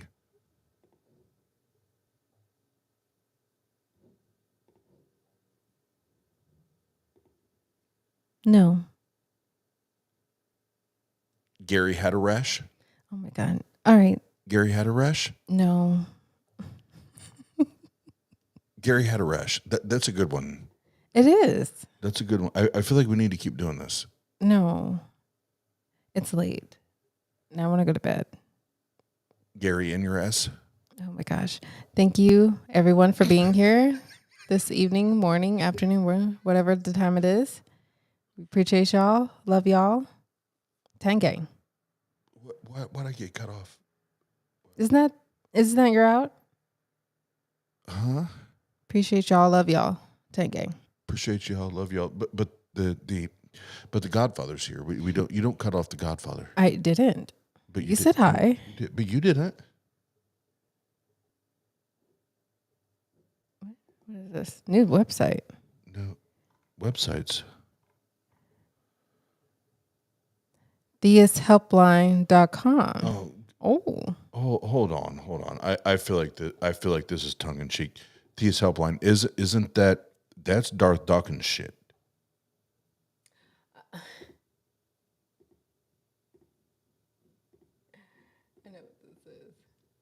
Okay, I know what this is. So this is pretty much the website that takes you to every fortnight you do these have theists come up in the Discord to prove their God. No. It's good if you want to watch it. No, it's not good. It's not good. Randolph, I love you. Randolph, I love you. And I love Jenna listens to it. And I love Jenna. I do listen. Amy's on there. I love Amy. Amy is one of my favorite fucking people in the world. Why would you do why do you do that? Because it's a great way to spend your Sunday morning. Why do you do that? No, that's terrible. Oh no. Now there's a website? It's a website. That's terrible. Randolph, you're no longer the Godfather. Oh, don't dethrone him now. I'm kidding. No, we can't. No. Breakfast, the first thing in the morning, breakfast should never be based on God arguments.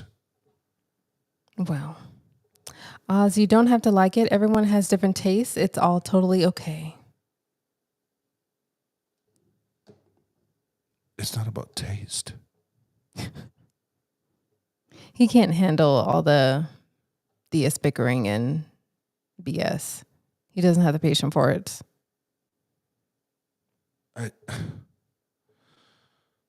It's all right. So we've already went through the Jesus route.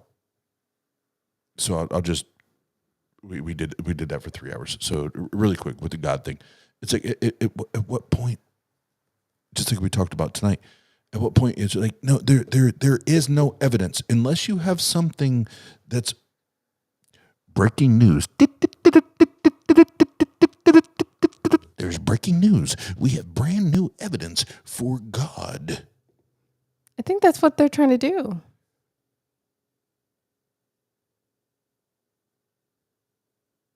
Trying. He's not convinced. I'm sorry, Randolph.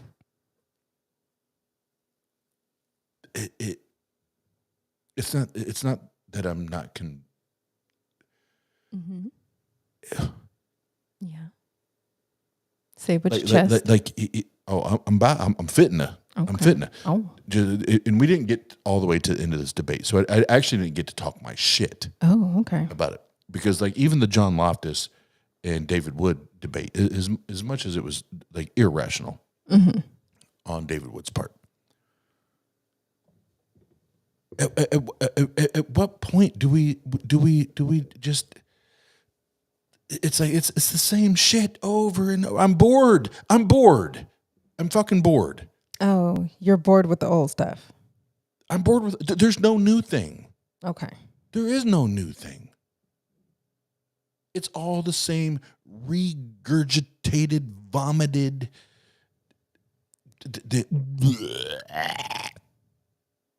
Does Oz remember he was just promoted to King Oz a few days ago on the Afro Atheist? Yeah. We listened. I do. I remember that. That has nothing to do with the God claim. The God claims are still redundant, repetitive, shallow, hollow, and full of shit. That's it, and that's all. That's it. That's all. Love y'all. Appreciate y'all. Ten gang. I got cut off. That wasn't cutting off.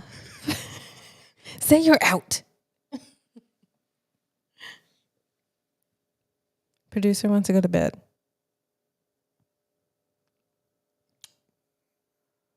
The producer has spoken. So,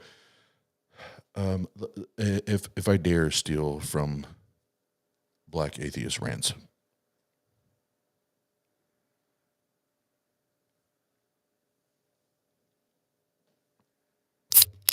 Blame it on the goose.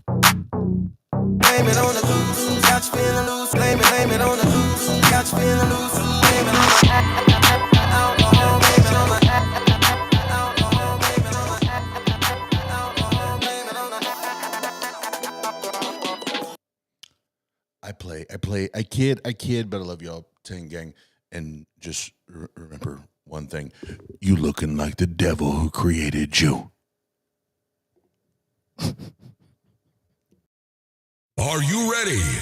Your number one DJ worldwide. But it was not your fault but mine, and it was your heart on the line.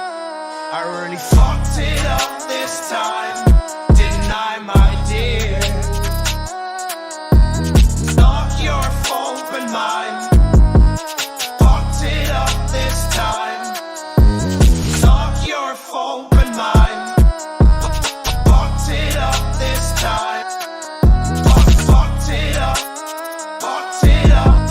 Fucked it up this time. Weep for yourself, my man. You'll never be what is in your heart. Weep, little lion man. You're not as brave as you were at the start. Fucked it up this time.